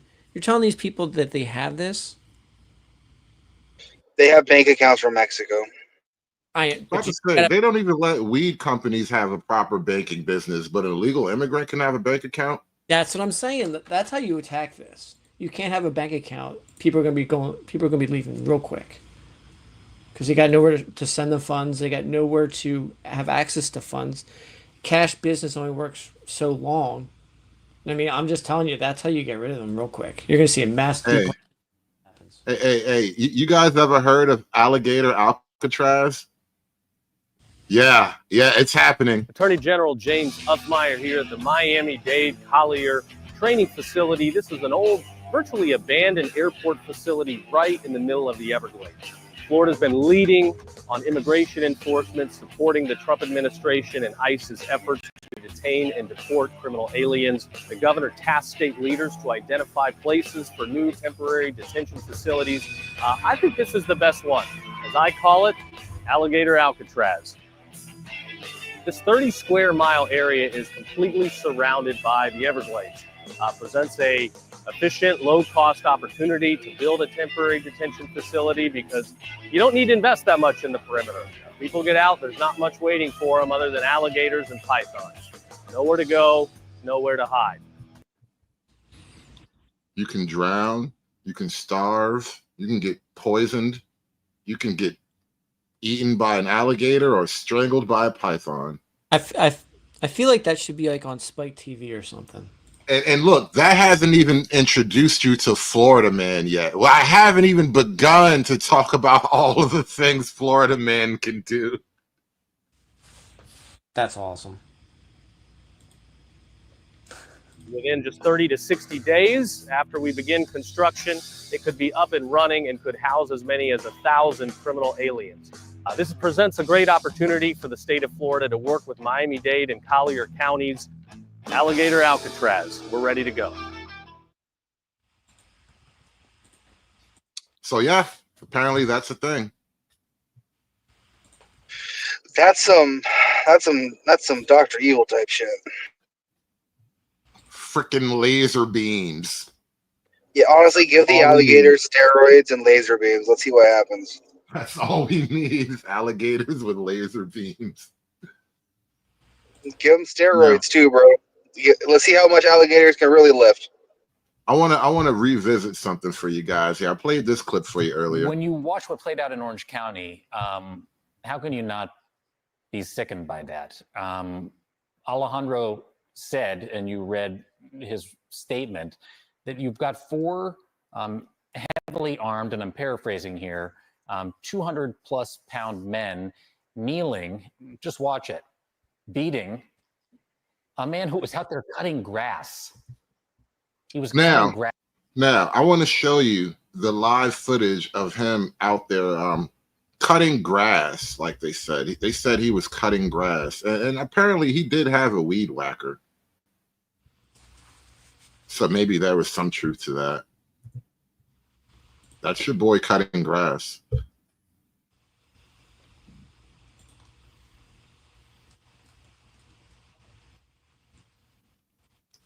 And I think this would be called an aggressive move toward the police. He kind of waved the weed whacker at him.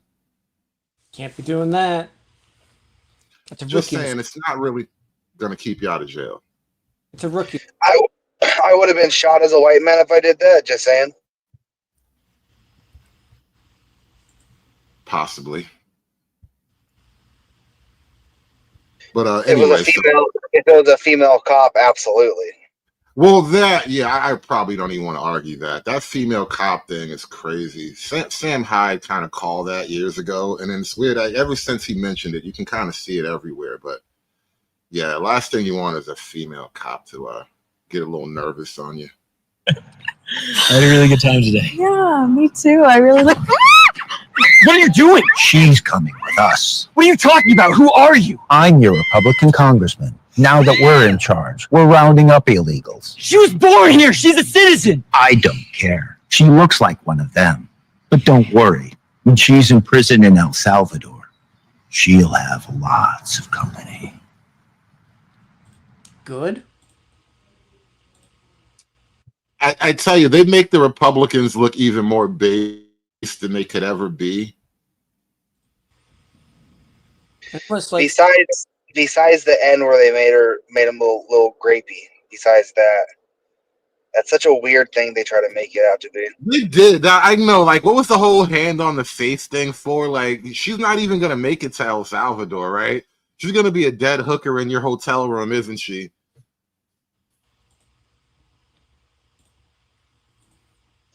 The homegrowns are next to Donald Trump. Did he really say that shit?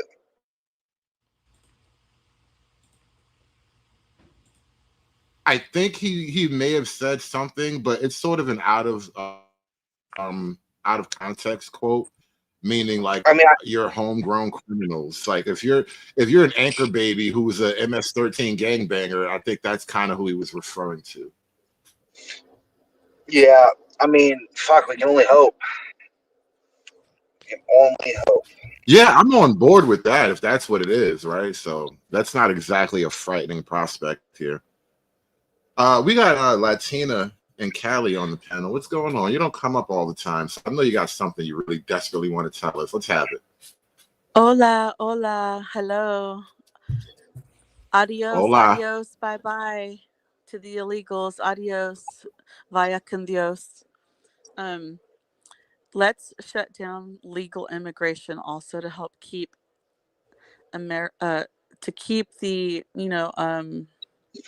help them stay out of the United States, because they are also a threat, to Americans having a good, happy family life and lifestyle. Like jobs need to be given to the Americans first. Americans need priority.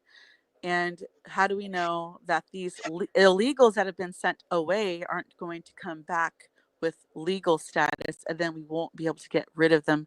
You know what I mean? And I think that. Well, Latita, you would hope that they kind of get like a red flag on their jacket when they get booked and get deported. So if they do show up again, we got like biometrics on them, so they don't just show up like somebody new. I would hope that's in play, because like you said, I don't want them to just come back. Like, no, stay gone. That's the thing. To make them stay gone, you're going to have to start passing laws, because executive orders are not going to That's only going to be good for this administration. When if the Democrats ever take power again, you're going to have to deal with all this bullshit all over again. You're going to have to pass laws, and not Supreme Court.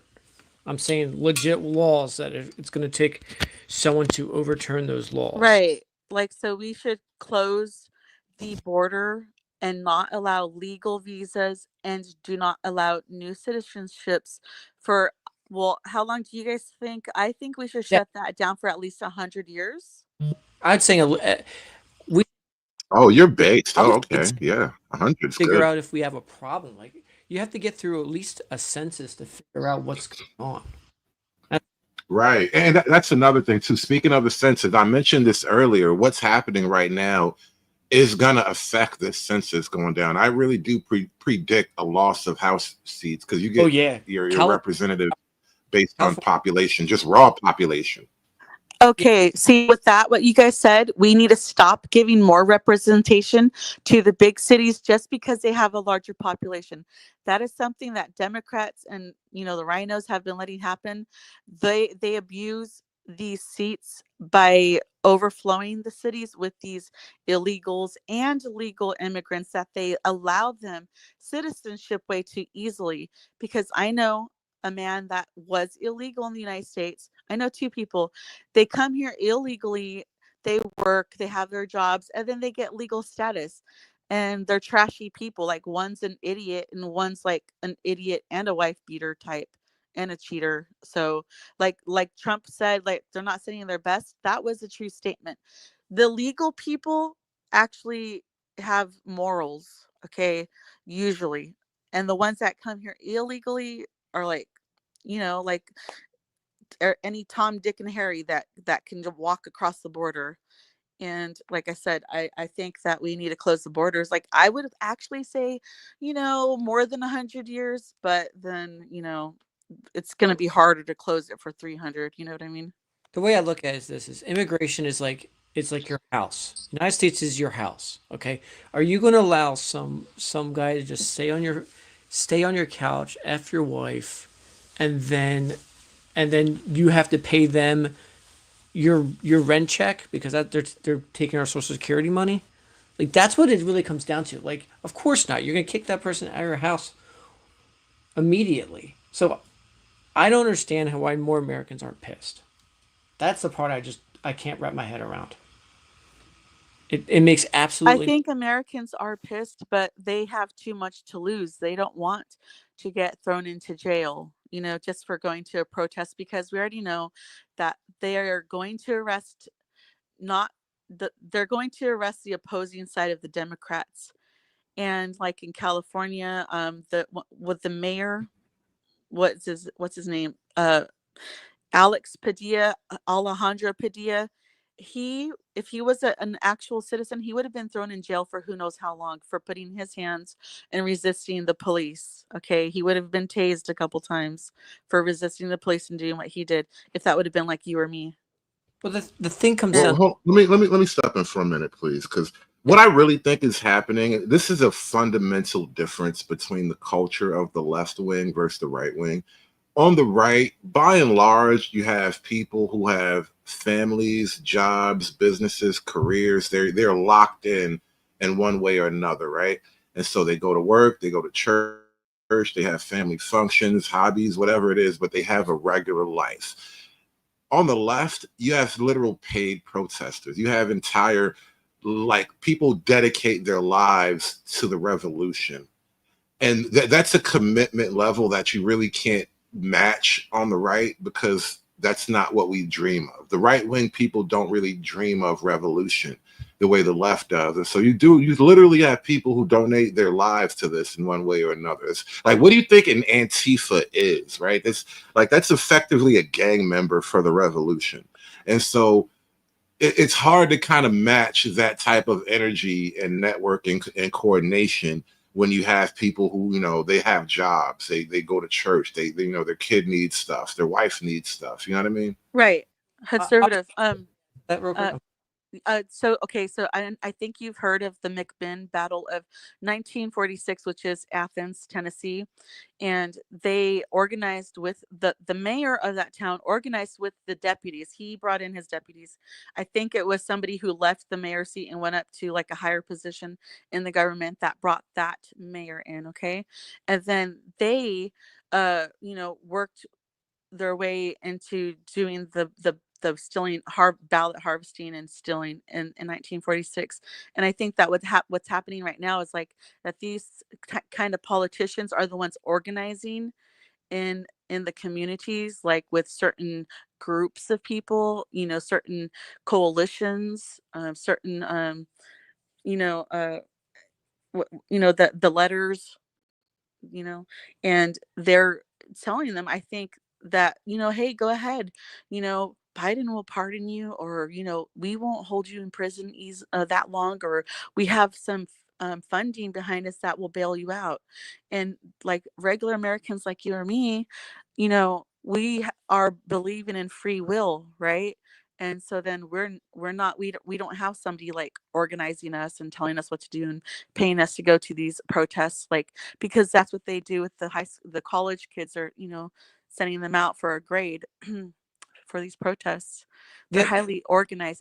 It's organized crime. Yeah, the, yeah. the other thing is like I gotta people go. on the My they phone's have, cracking up. Thank you. the people on the right have families. So like I have too much to lose to protest. Like the left has nothing to lose. They're single. They don't have families. They don't have nothing. So that's why the right doesn't protest, because they got way too much to lose. I And showed they're my son a video of the Roblox protest and all that, and the Roblox raid and everything, because I'm trying to explain to him, like, from a young age, explain the right versus the left and all the right wrong of it all. And I showed him the protest, and he's laughing, and he's on Roblox. He plays video games. He says, "I know that server," and he said he's going to go on it when he gets home. And I told him, if you show up at that protest, you better be one of the police.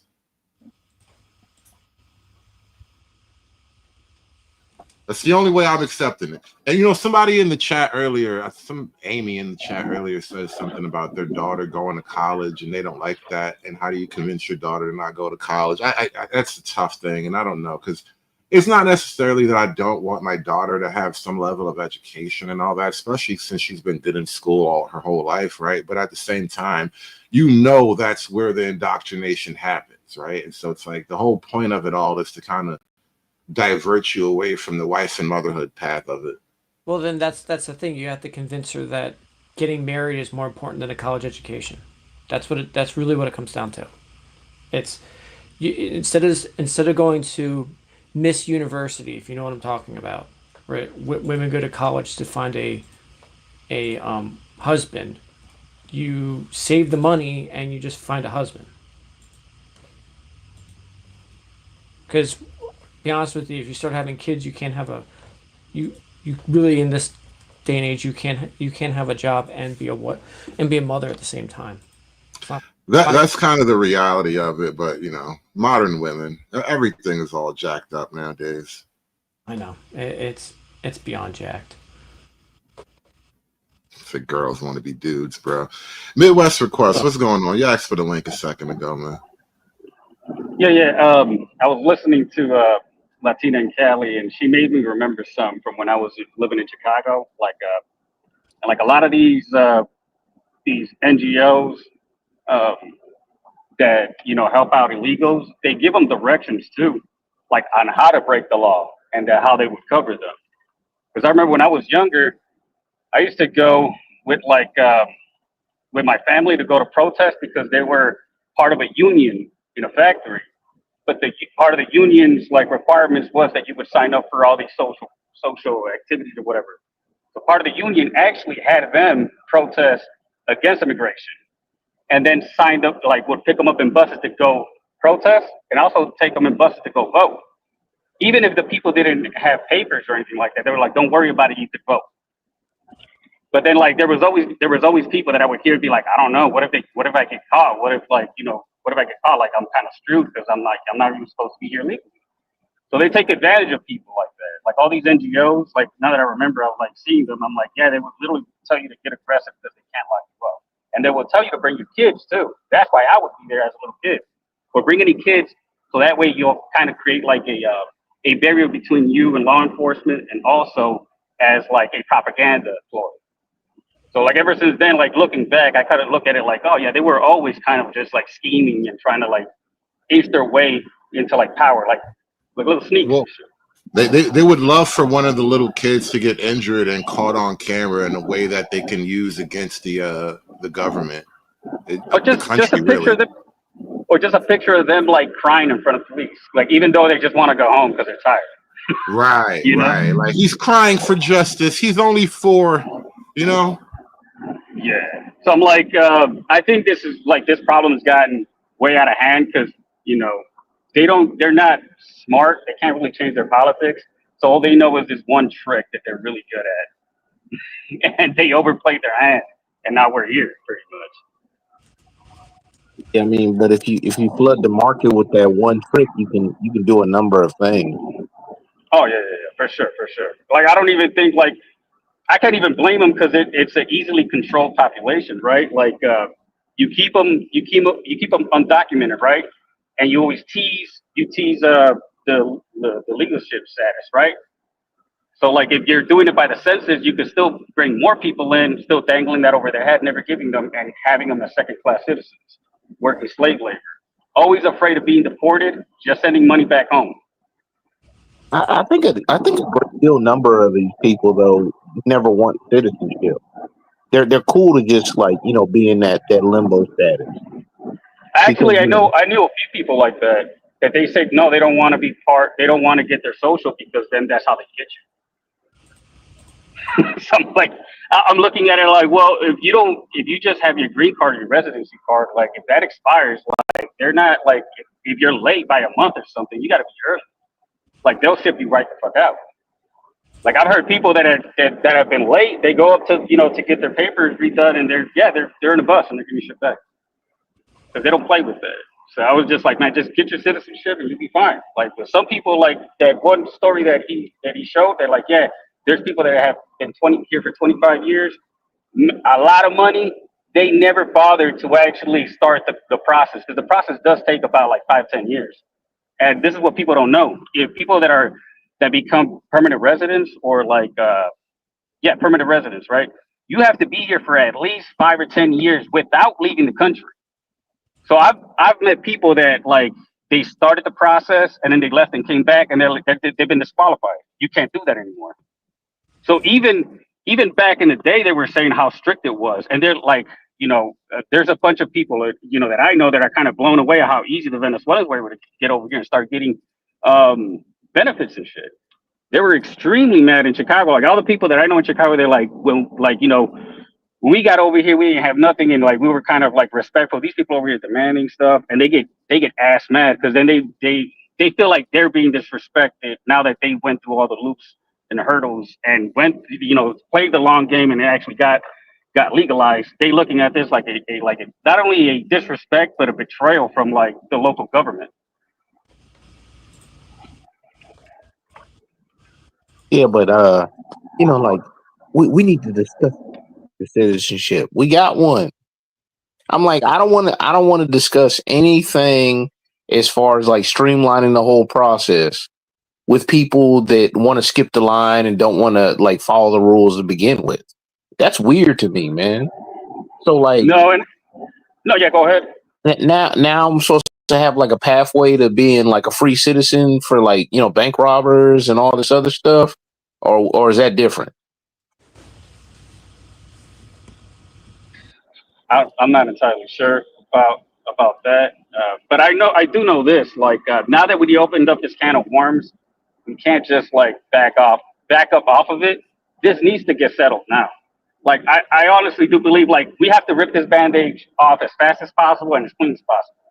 Because if we let this fester on, like what we seen during Obama, if there's another Democrat going in there, they're going to go in full hand, like the opposite direction. And we can't just be playing this back and forth.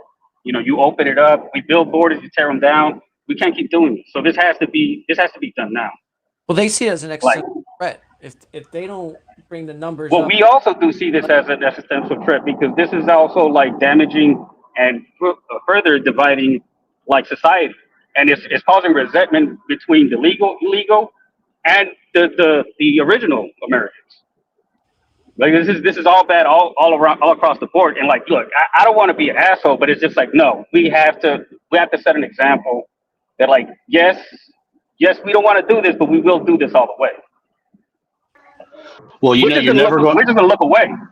You're never going to get it to come to an end until you get rid of all these liberal lunatics here in America that are anti-American, trying to help these nefarious people flood the country with all these illegals. As long as there's people out in the street supporting it, because if you notice, most of these protests, did you happen to notice that a good majority of the attendees were rich white suburban kids? A lot of old people, a lot of boomers, a lot of young, like whatever the millennial or whatever it's called, and a lot of straight up Mexican nationals. Yeah, So until we get America, until there's a national sentiment of American pride. I mean, for real, like 9/11 style American pride. Then this is never going to end because you got to get the It whole has to country. be taught. And I hear a crying white baby. We have to do something about that. Go away, crying white baby. God damn it. Shut up. See, Jesus Christ.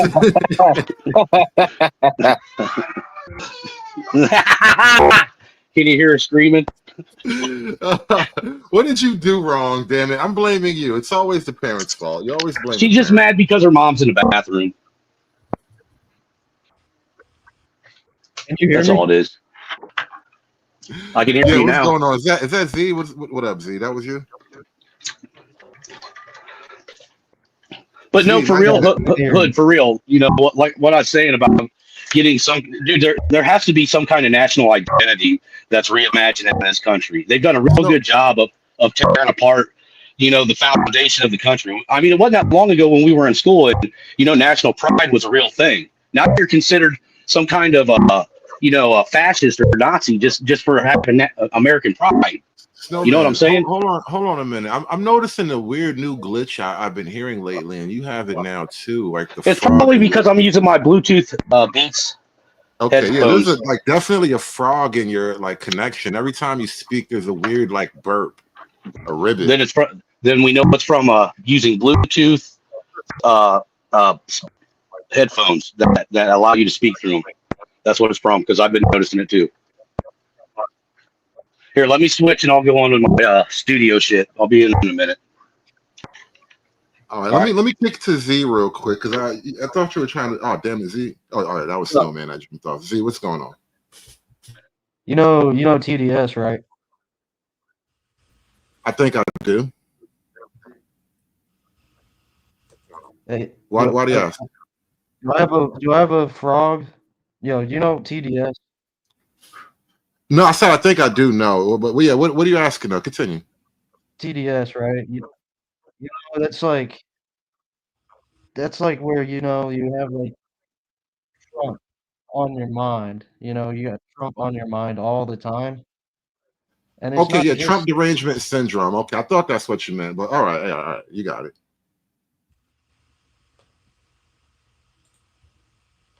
yeah. I mean,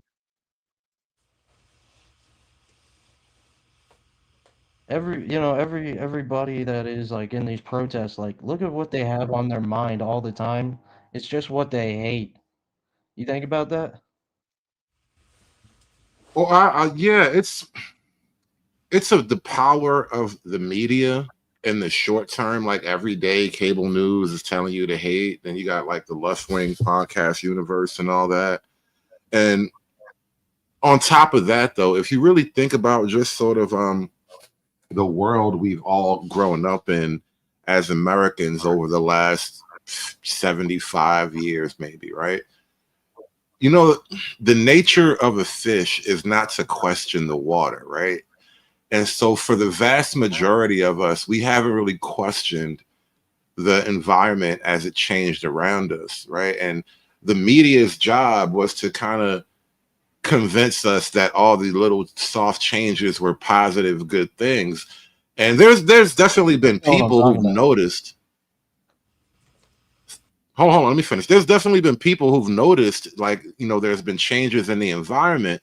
But what's happened is over time, we've all been kind of like our sense of right and wrong and our sense of outrage and all that has just been dulled.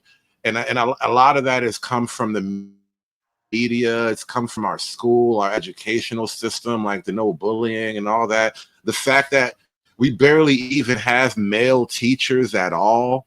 Like everything is so feminized that it was all kind of leading us to this point anyway. You know, Right, one of the and funny. it's on both sides really that when you Hold on. fight. Let's see have it. Let's see respond. You got it, bro. Yeah, it's on both sides, but it's mostly on the immigration side. Those guys, those protester guys. Okay, because me, I love Muslims, I love blacks. I don't care. I love you. Now, but on that side, they have their like loved ones. They think they need to fight for them, and I think they truly hate them. I think you truly Well, hate what those do you people mean by that you that? I have don't to think I fight for quite all the time. understand. Yeah, I'm not sure I Because totally understand when you say they hate them. Walk me through that again. those guys protesting, those guys like they're rebelling against something that they're rebelling against white supremacy and stuff like that, which isn't even real, and they live in their imagination. And so in their imagination, they hold their family members in their imagination, and so they can't forget. They can't forget and come home and remember that they have people that they love when they get home, like a normal person, like at Oh, work. You know so what I'm saying? let me try to reshape it and give it back to you and see if we both agree. So, like for example, the Antifa sort of people, they kind of hate their regular white extended family members because they're basically like the white supremacy that they're out here protesting against, and so they kind of have a self hatred even. Yes. Because So of their that, privilege that they have, they hate everything about their life. and they hate the black people that they proclaim to protect, right? That's what I'm saying. Because look, Hood, And how it many all, times? Remember when I first got on here and I said any white person that says that I have white privilege, those are actually the racist ones. I benefit from white privilege. Those are actually the racist people rubbing it in black people's face under the guise of trying to be transparent and you know give some kind of equity or something. So, you know what I'm Right, saying? right. I remember. yeah, everybody. Hey, and look, I'll even put it to you this way: like the Mexicans that are over there protesting and shit, they don't like their own people either. Because when I started seeing those Mexican waves waving as they were burning shit down, I was just like, you're just painting a target on every Mexican's back across the United States that doesn't live in a super majority Mexican community, right? Like, imagine somebody in Idaho that's Mexican just being looked at funny, just being harassed because of it, or somebody Better in buy you an Indiana. American flag T-shirt. Well, look, to a I certain was degree, Mexicans have always been given the side eye to a certain degree by people that are American citizens. They always That's have. human nature. Isn't that crazy? Yeah, that's yeah, because those are obviously like I noticed that too, but that's because they're not trying to assimilate. Right. I They're the wouldn't. only That's people that, Yeah. that openly and willingly will speak because I don't Spanish get or that. whatever language of their country and refuse to speak English to people. That's the biggest thing. Well, I don't. No, I the don't shit think that it's crazy per se. It's definitely human nature, but I think a certain amount of chauvinism is required. So the fact that America has never legally enforced a national language is actually the reason why they get to be that kind of chauvinistic about using their own language. Because now we got, press two to speak Mexican or whatever. And it's like, we really shouldn't have that, and I'm all for learning Spanish as a thing, but I think from a national perspective, none of our government documents, none of our applications, none of our websites should be printed in Spanish for the sake of like illegal immigrants effectively. Because if you're an American, you're expected to learn and read English. Well, not and not I've just got that, Hood, but the cost of it. How much does it cost to produce those forms? yeah. Right. Like, and like, because all that stuff has to be approved. They have to go through like several rounds or whatever, and like having a language piece on there as well. because Nashville, which is close to me, right, tried to do this and make English the official language, and then they got the typicals on there, right, and like one of the typicals was on there, one of the awfuls was like, well, we don't want everybody to think we're racist. Well, I mean, I want to do things cost effectively. I was like, is it racist to have a form in only one language? How many languages do we need to? All of them. But then whenever you present this to people, right, you talk about, finite resources, that kind of stuff.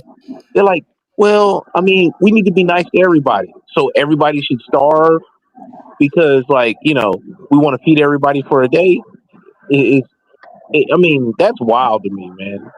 Well, look, the truth of the matter is if you look at it, well-to-do and middle-class people all across the globe, I mean, they learn multiple languages all across the world. English is one of those languages, right along with Spanish, that is like a global language that everybody speaks.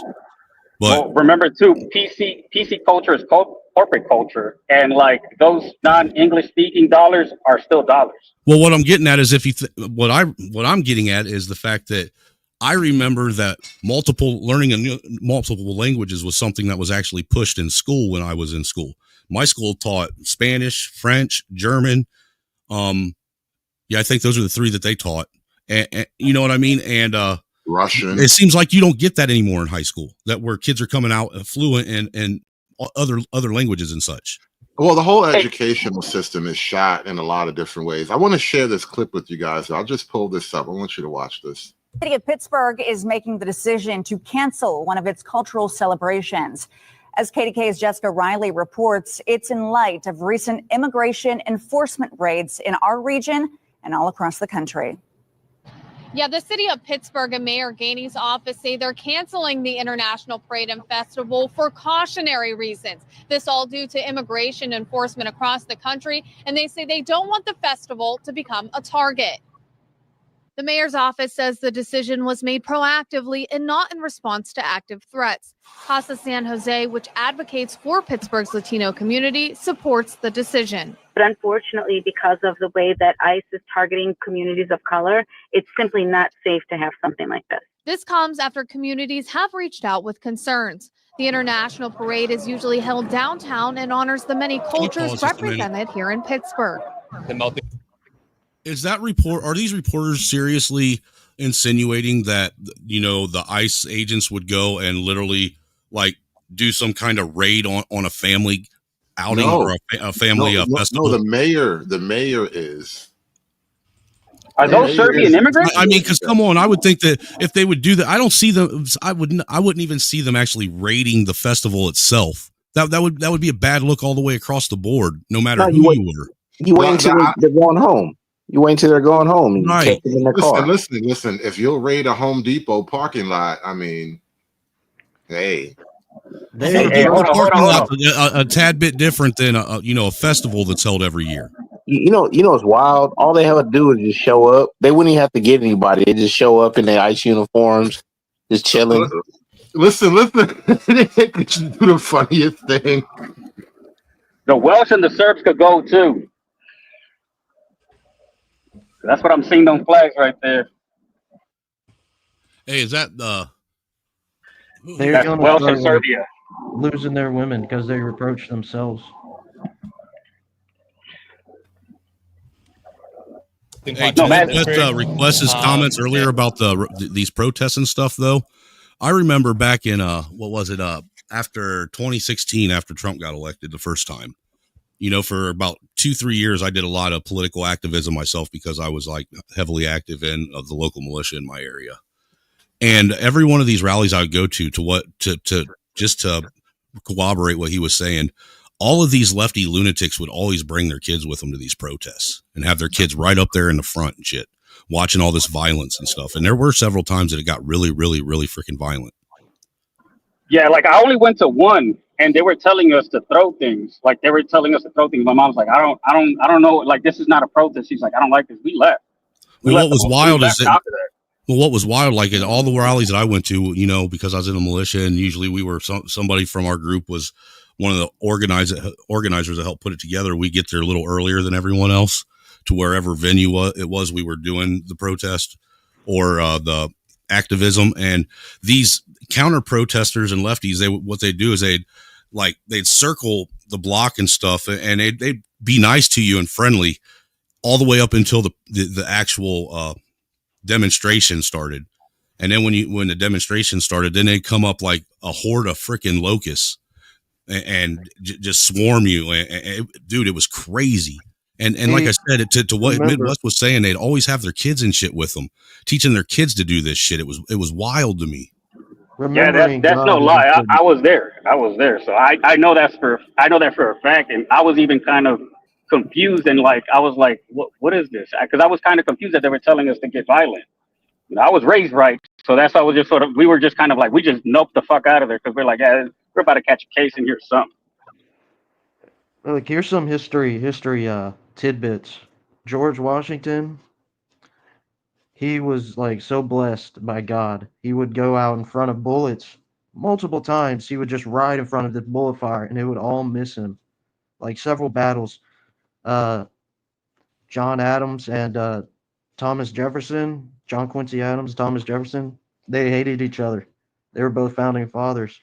The day they died was the very same day, about 2 hours apart, and it was very serene. So there's like history. Remember God. Remember God, because He built this country. He was with us. He was for us, and it was built by Him. And But they know that. They know that. Everyone in the world knows it. So on some but level. the British were very formal though, and they found it very appalling whenever we use like guerrilla warfare and would kill officers. Yeah, they preferred that what they called gentleman's warfare, where you would line up in rows and just take people out. Well, I don't see anything we're in a gentlemanly about similar that. position. We're in a similar position right now. Like in the modern scheme of things, we are the British in the sense of the gentlemanly warfare. The revolutionaries have an unlimited plethora of tactics that they can apply to their revolution, and their revolution is nonstop, lifelong, generational. Like they're literally families of generational communists and all that. And it's just a different kind of problem that requires a different approach. That's why, like, the people, we laugh at things like Pinochet and the helicopter thing, right? Because when you're actually in the thick of it and you realize what kind of people you're dealing with, hanging people from a helicopter seems completely rational and funny.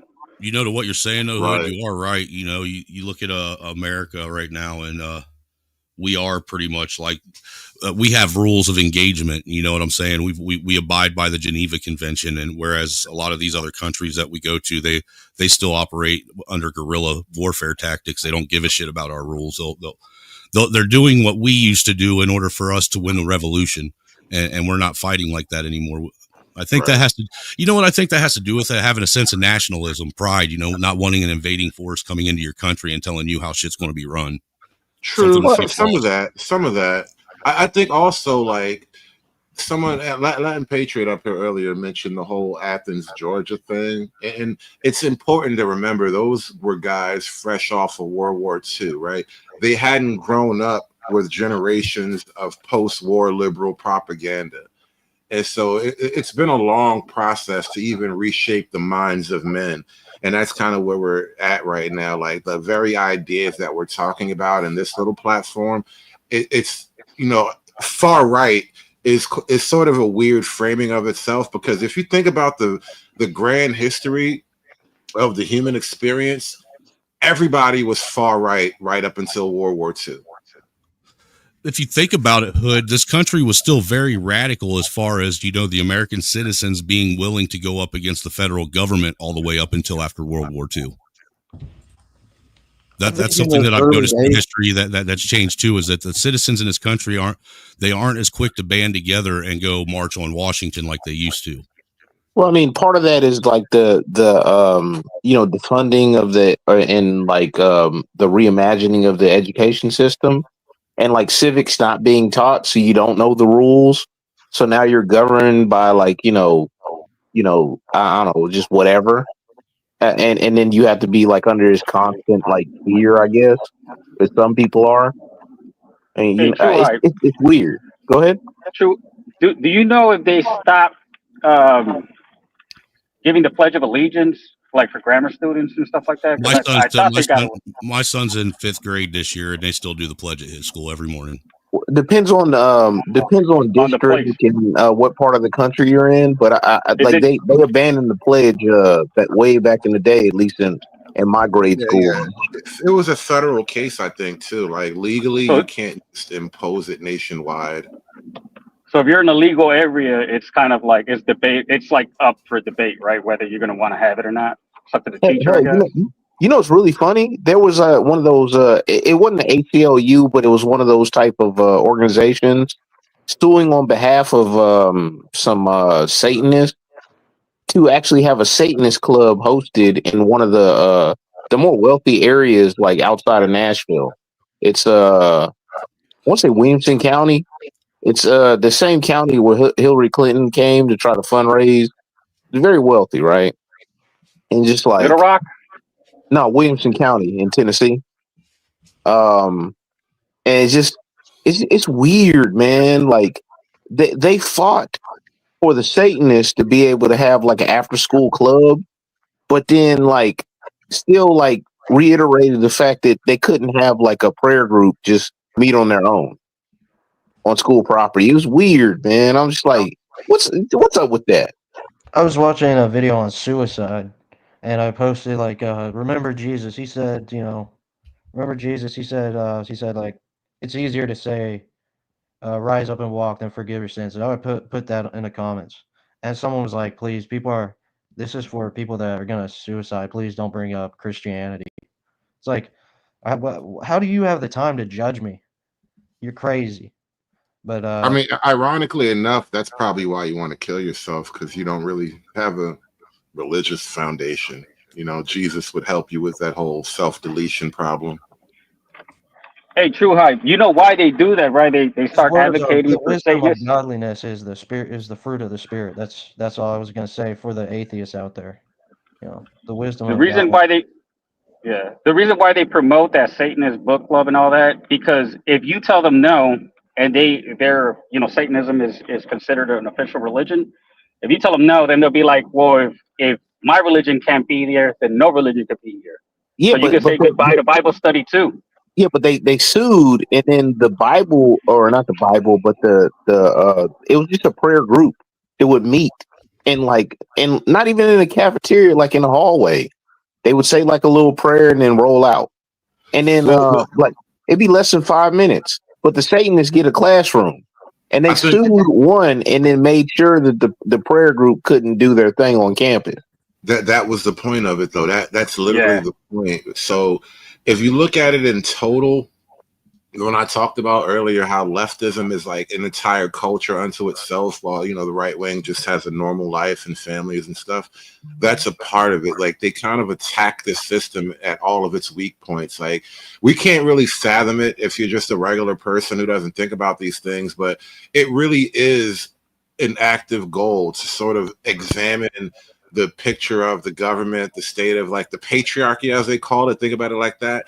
And then they look for all the weak points. And so, like, well, if you have this in your law, well, we can use this sort of attack. So, like the civil rights method, we talk about the Rosa Parks thing is a famous effect, almost a hoax. It's almost, but not really a hoax. But the way it was orchestrated, right, is a great example of what I'm talking about. So they had a situation where a real girl, some random girl who was like pregnant or whatever, but she was, out of wedlock pregnant. She had the whole incident where I refused to get up.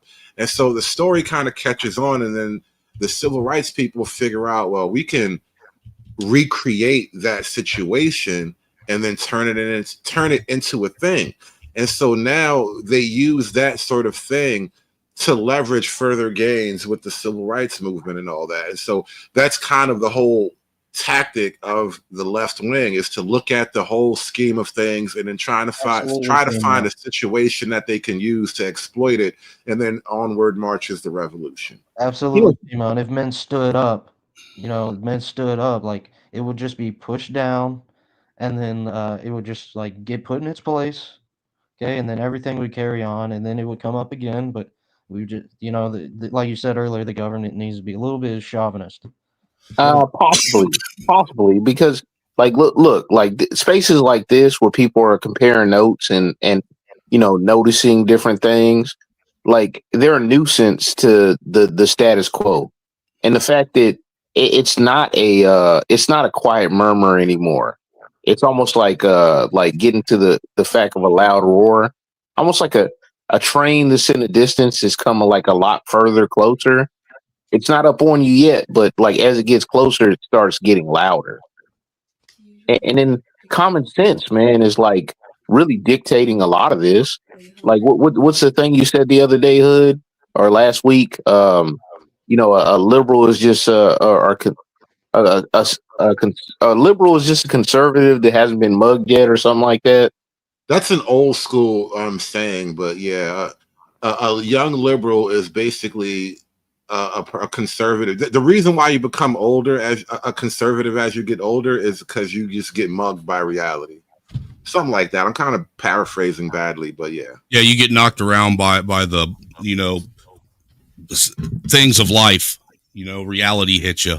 And idealism goes away because you're like, no. I need to be more practical because you have experience with other individuals and realize like the madness of crowds and how people actually operate. Well, Yeah, this is why they don't want young women. I was gonna say. Let me say this. This is why they don't want young women to marry and have children, because that makes women a little more conservative by nature. So having a child in and of itself is alone, especially if the government can help you and you can get jobs and all that. But if you're a married woman and you have a husband and you depend on him to be a good man who loves you and takes care of the family, that whole situation encourages a conservative leaning woman. You know what I, like this lady that I follow or whatever was saying. She said she would like actively go to like a college campus and like just have her baby like with like a picnic blanket and like eating sandwiches, and then like young girls would come by and like be around the baby. Part of that is like the women aren't around like kids anymore, man. There's no babysitters clubs, like stuff like that. So they don't see firsthand. They only get to see the boss babes, like, quote unquote tearing it up and telling you how great everything is. Well, there ain't no babysitters club because there ain't no mothers that are actually teaching these clubs anymore. Yeah, true. Yeah, the culture of motherhood is totally shot now. Because I mean, how can you have a culture of motherhood when everyone's a single mom in the workforce? You got to remember when I was in. I remember when I was in high school and they gave like the babysitting classes and stuff like that in high school. It was the local moms that came in and taught the kids how to do this stuff and certified them to be, babysitters and whatnot. My bad, Snowman, for stepping on you. But one thing that's happening now is the pro-natalist stuff that's going out there, and women are eating that up, especially young women. Like a young woman with her baby talking about how great it is and like how much she loves her baby and like holding it and the baby like holding her head up and smiling, and just like you're like, yo, man, this is funny. This doesn't cost anything to really do, man. But like the fact that that's like spreading like crazy. That's a and Shaka, I'm not blaming anybody for it. Personally, I'm just saying that's what I've noticed has happened. What's to blame for why that's happened? I'm sure there's many symptoms to this. And you know what? Honestly, Shaka, to kind of speak to that directly, and this is sort of me evolving a little bit in my vision and even my attack rhetorically on certain things, especially when I'm arguing with people. I don't think it's purely a men did this and the women did that kind of scenario. Like you can only blame a person for what they literally do in their lives. But in the grand scheme of things, this was all done to us, right? The whole system has been changed, and none of us technically voted for it. Like women voted for feminism, but they didn't necessarily vote to ride the carousel until they were dead, right? Like they didn't necessarily predict that either. And so this is just, things that have been done to the culture is the way I look at it. Well, on the other side, women don't want forced perspective anymore. Good. And they also, men are being very like presumptuous with women a lot, but on the other side, just play devil's advocate. They don't want forced perspective, even though it's like good. It's good to have babies. It's good to self-sacrifice and give yourself to others. Oh, duty and responsibility. We know how many people are like allergic to that conversation.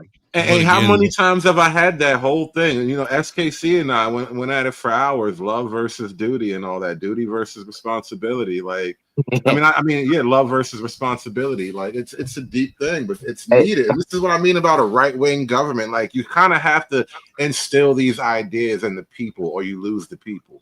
Well, part of me is starting to wonder, honestly, because, with doing research and actually looking back throughout history, is this something that's actually being done to people, or is this the natural progression of society as it evolves? It's not natural. It's like, not but it almost seems like it is, because this is something that seems to reoccur over and over throughout history. To take from Thomas Sowell, right? Show me the incentives, and then I'll show you the outcomes. And like that's what, if you change the incentive structures or the environment, then things are going to change naturally. And it may seem like these are the choices that people would want, but I mean, like, these women on this medication, antipsychotic medication, the dudes, like, starting the 45s. That's, I mean, that there's a deep like sickness in all of this.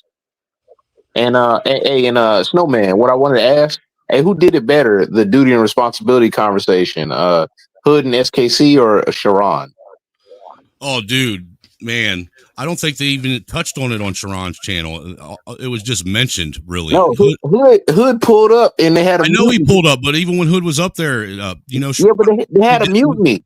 They had a mutiny, though. No, what I'm saying is Sharon never really wanted to actually attack the actual question. He wanted to be all hyperbolic on one side of it. Yeah, because he has a bias, and he was trying to guide the conversation. So, to what you're saying, Hood and SKC's discussion was far better. I mean, it was actually two guys that were taking a theological and philosophical approach at looking at things. They were really looking at the mentality of it. In my mind, I call Sharon out on that shit too, because I know I was there when it happened, man. Day. Like, bro, you really just gonna try to steal my topic and run with it? And then it was chef kiss, because I made his whole audience his whole panel turn against him, because he was so crazy with it. Like, you were so obsessed on talking down at men that you kind of lost the plot so much that everybody could see you were just out on the limb naked, bro. It was good. It was so good.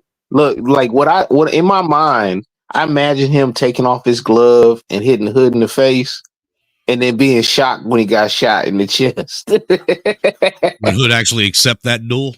Yeah. He's like, I think that, maybe we should bring that back. The gentleman's duel. That seemed to kind of keep things kind of leveled out.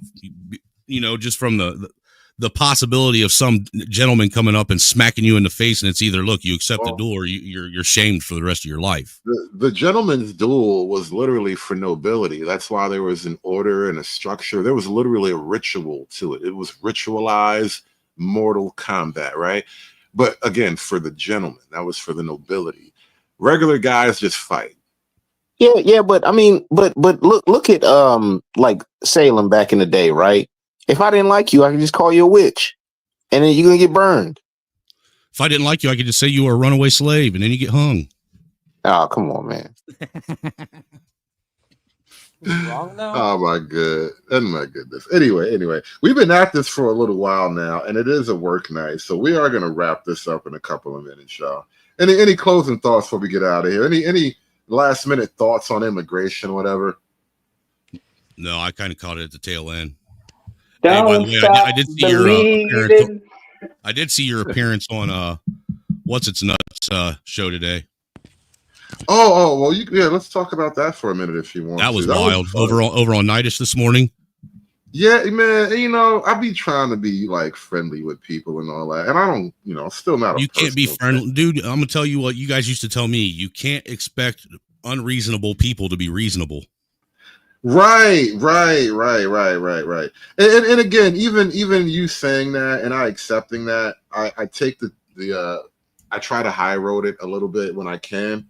in the sense of, I'm not taking it personal against Nightish or whatever. I don't have a dislike for Nightish, but I noticed something this morning that I hadn't noticed before, and I had to talk about it. I'm like, bruh, really?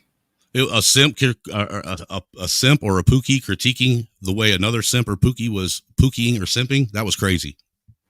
And well, not even I don't even know enough of Nightish to call him like a pookie, because he's an old guy at this point. He's in his 50s or whatever. So I don't even address him. Well, I won't say in that pookie, way. but he was simping hard as hell.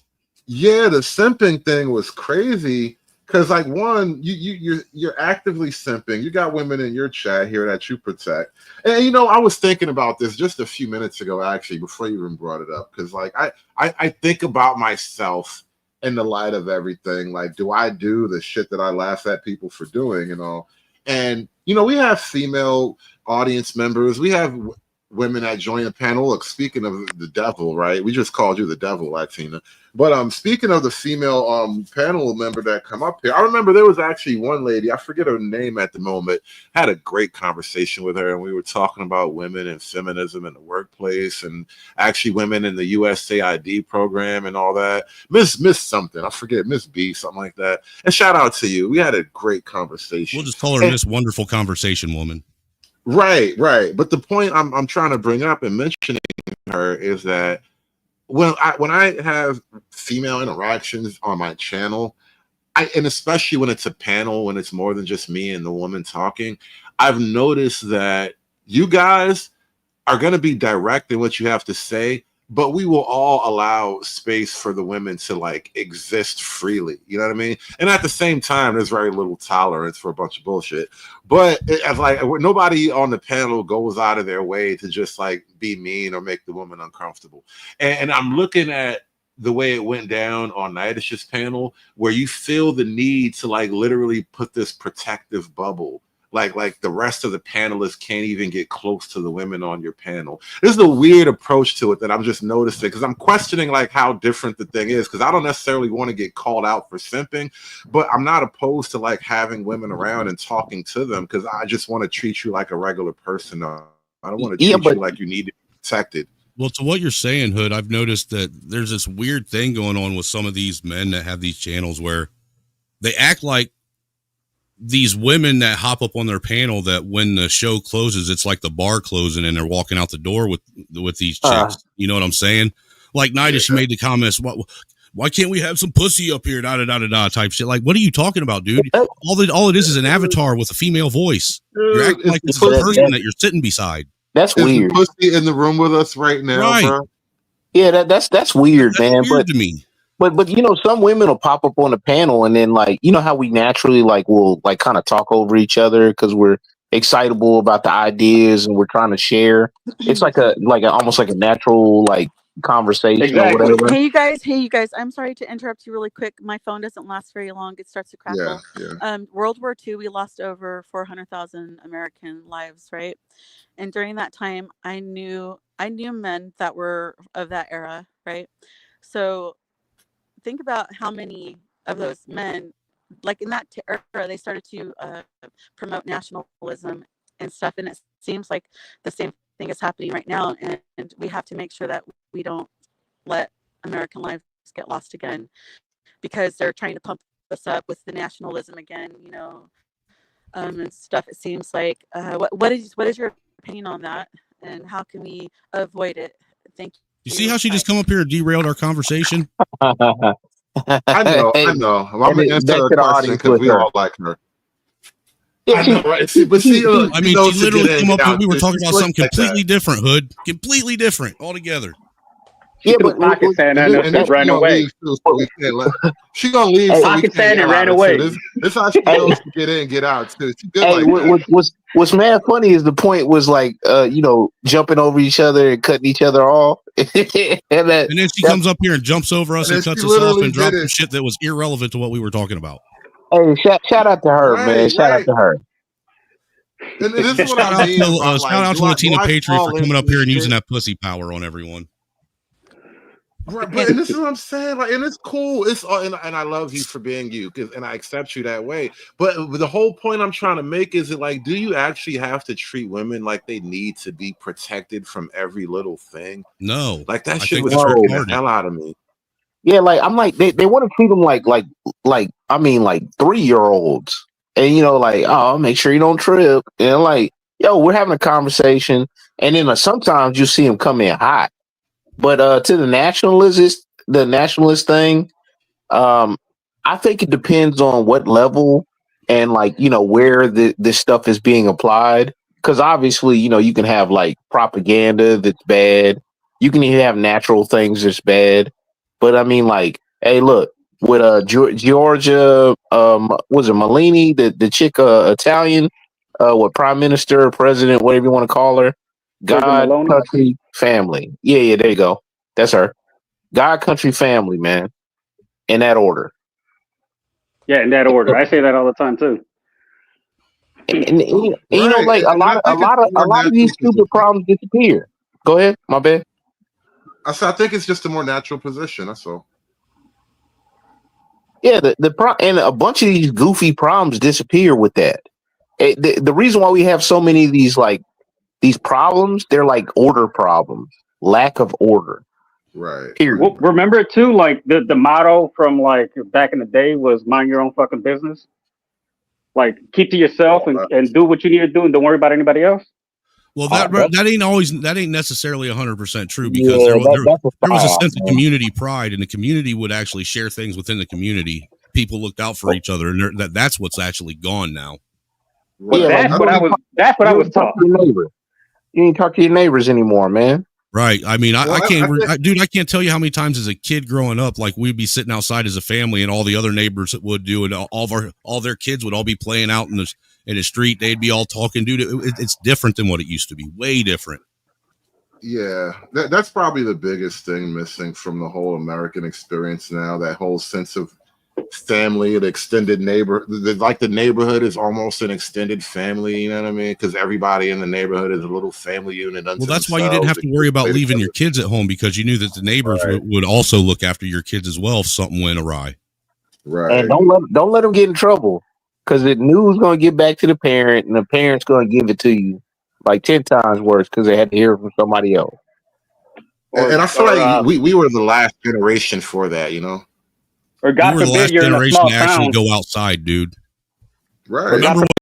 Remember when not being able to go outside would be a punishment to us? Yeah. You're not Now God making forbid your you're in a kids go small outside is a town. punishment. Well, like when you're in a small town and your last name actually holds some weight in the community, and you don't want to fuck that up by fucking up. Or if you're in a small town and your last name isn't one of the main prominent names in that town, and you're labeled an outsider.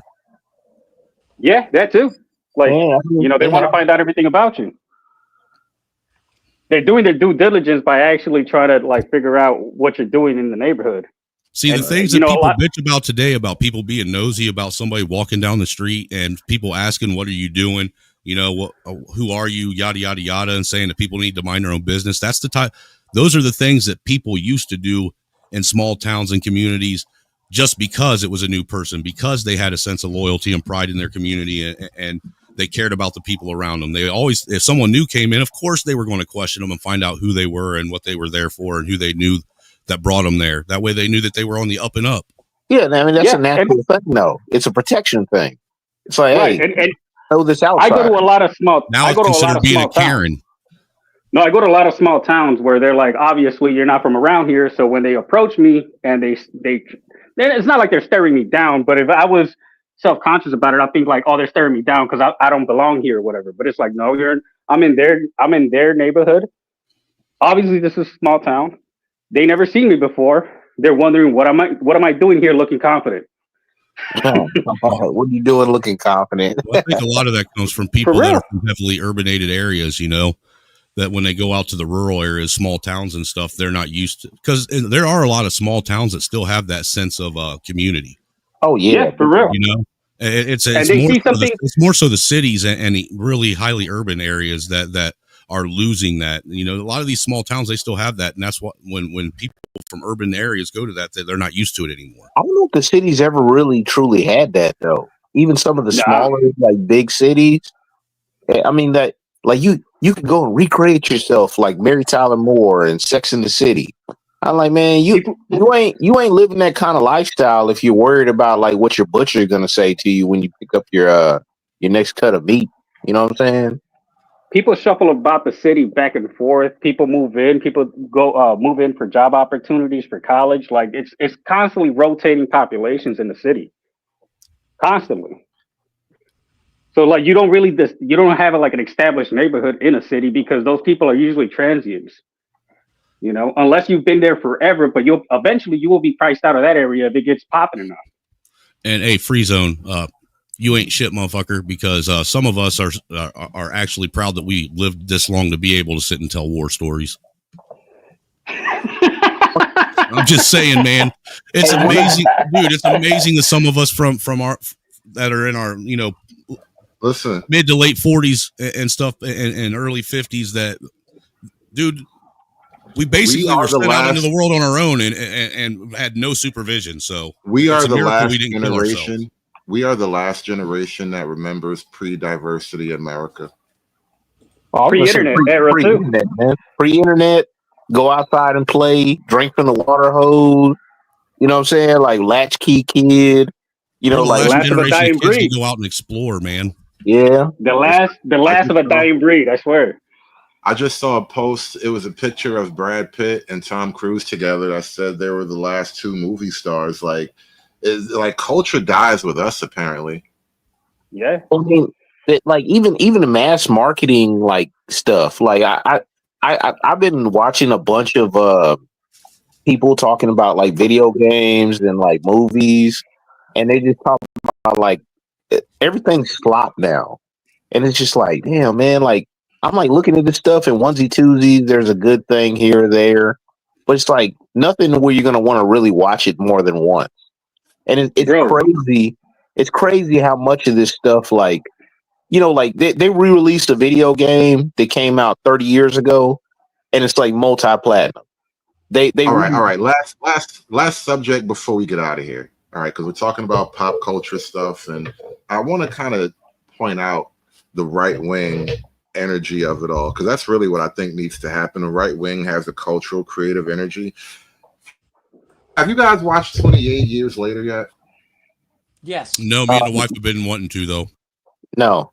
You should go do it. Later? No, 28 years, a whole 28 lifetime. years, the third part of the trilogy. Oh, no. Hey, did that director just apologize for cultural appropriation? I don't know. Did he? Why?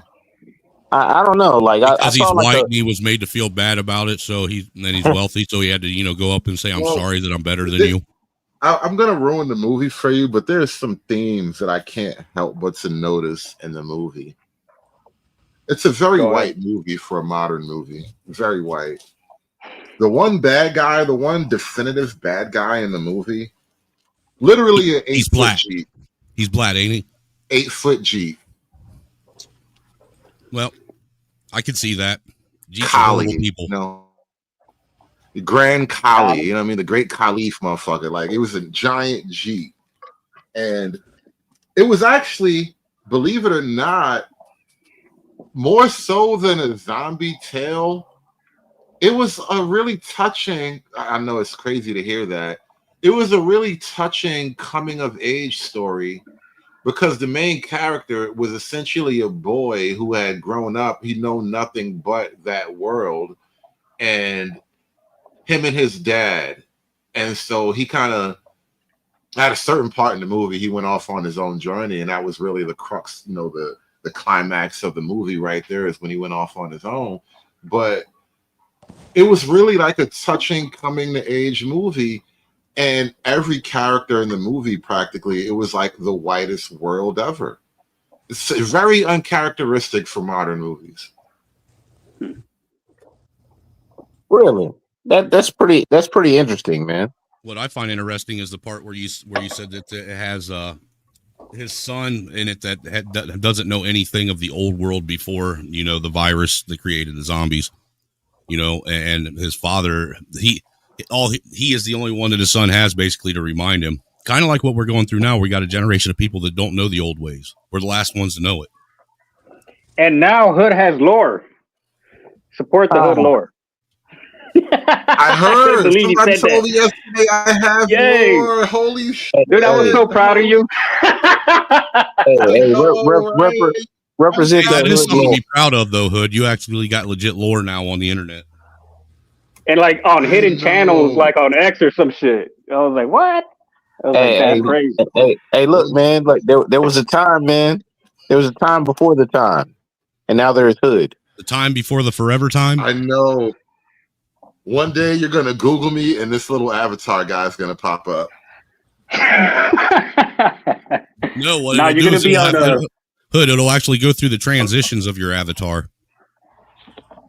Now you're gonna have a post on Urban Dictionary on what a hoodservative is. Oh, he's gonna have his own wiki page someday. Look, the first video is gonna pop up is gonna be him flaming FD.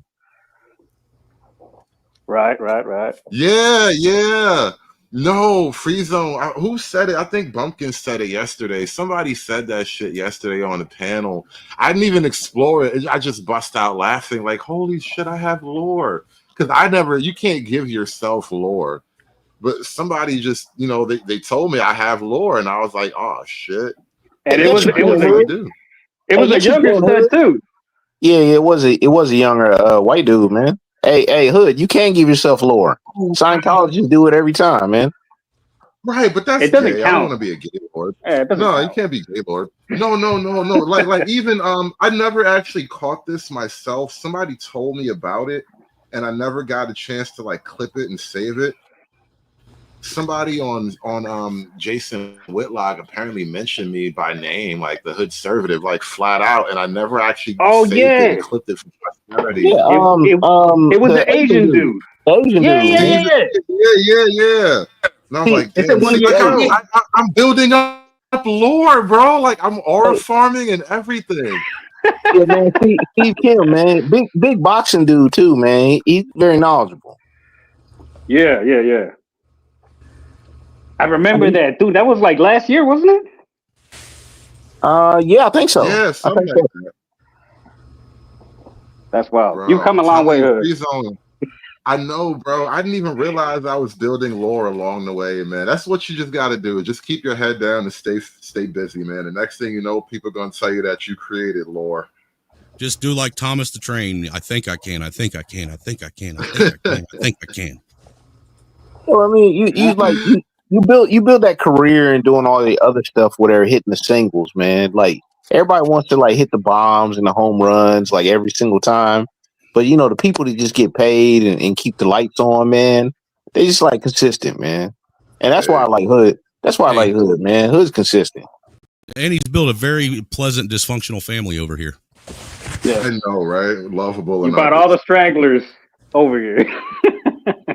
Shout out to the Gulag, man. Gulag forever, bro. We gotta get out of here, dude. though. I can't stay out here all night, man. That's hilarious, though. I'm so touched. I have fucking lore. What am I supposed to do with myself now? Oh, the funny thing is the kids are giving it to you. That's the funny part. Right. Write a book and get You some can look money. at your kids and tell them, I'm cool with all your peers. Ha! Hey, I know. I gotta write a little ebook, like a 34-page ebook. Yeah, get paid, man. Get paid. Just talk to Dirty, man. Like it'll give you the skinny on that. Hell, you can probably get ChatGPT to like write the damn book for you, damn near. That's the move, right? That is the move. I'm gonna get me a ChatGPT book and sell it like it's mine. Dude, that's not a half bad idea. I got some telling you, ideas and bro. some stories I could plug into ChatGPT and then make money off of books. I know people doing it right now. I know people doing it right now. It just takes some investment because the good AI isn't free. You need to really get some good AI.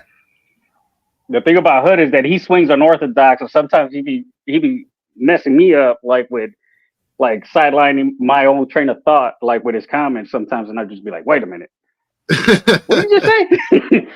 They have to stop and think about it. That's because Hood isn't left or right brain. He's like front or back brained. I don't even know what that means. That sounds That sounds bogus. Oh man, I'll be like, I'm gonna steal that shit, man. I'm gonna use it as an insult, man. I'll be like, oh man, you old back brain mother. I think he just said there's something wrong with my medulla oblongata. I'm not necessarily saying there's something wrong with it. I'm just saying it works a little different than everyone else's. Oh my You're thinking from the cheeks of the brain. He said my hemisphere is in the wrong place and shit. That's like saying I don't have the right amount of chromosomes or something, man. That's hilarious. Yo, nobody insults you like your friends, bro. I swear to God, this is horrible.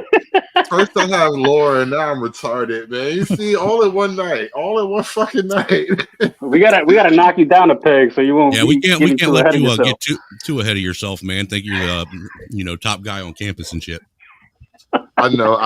Listen, man. Keep Shout out to all of your Facebook listeners. I see the restream out there, but we got to close this one up, man. I'm gonna come back tomorrow, though. I think we're gonna. I don't even know what I'm doing tomorrow, but we're gonna come back with another show tomorrow, and we'll see what we do from there. But I appreciate you guys coming up and thank you for keeping my head from getting too big. I don't want to have to buy a new hat. That's what the white man's here for.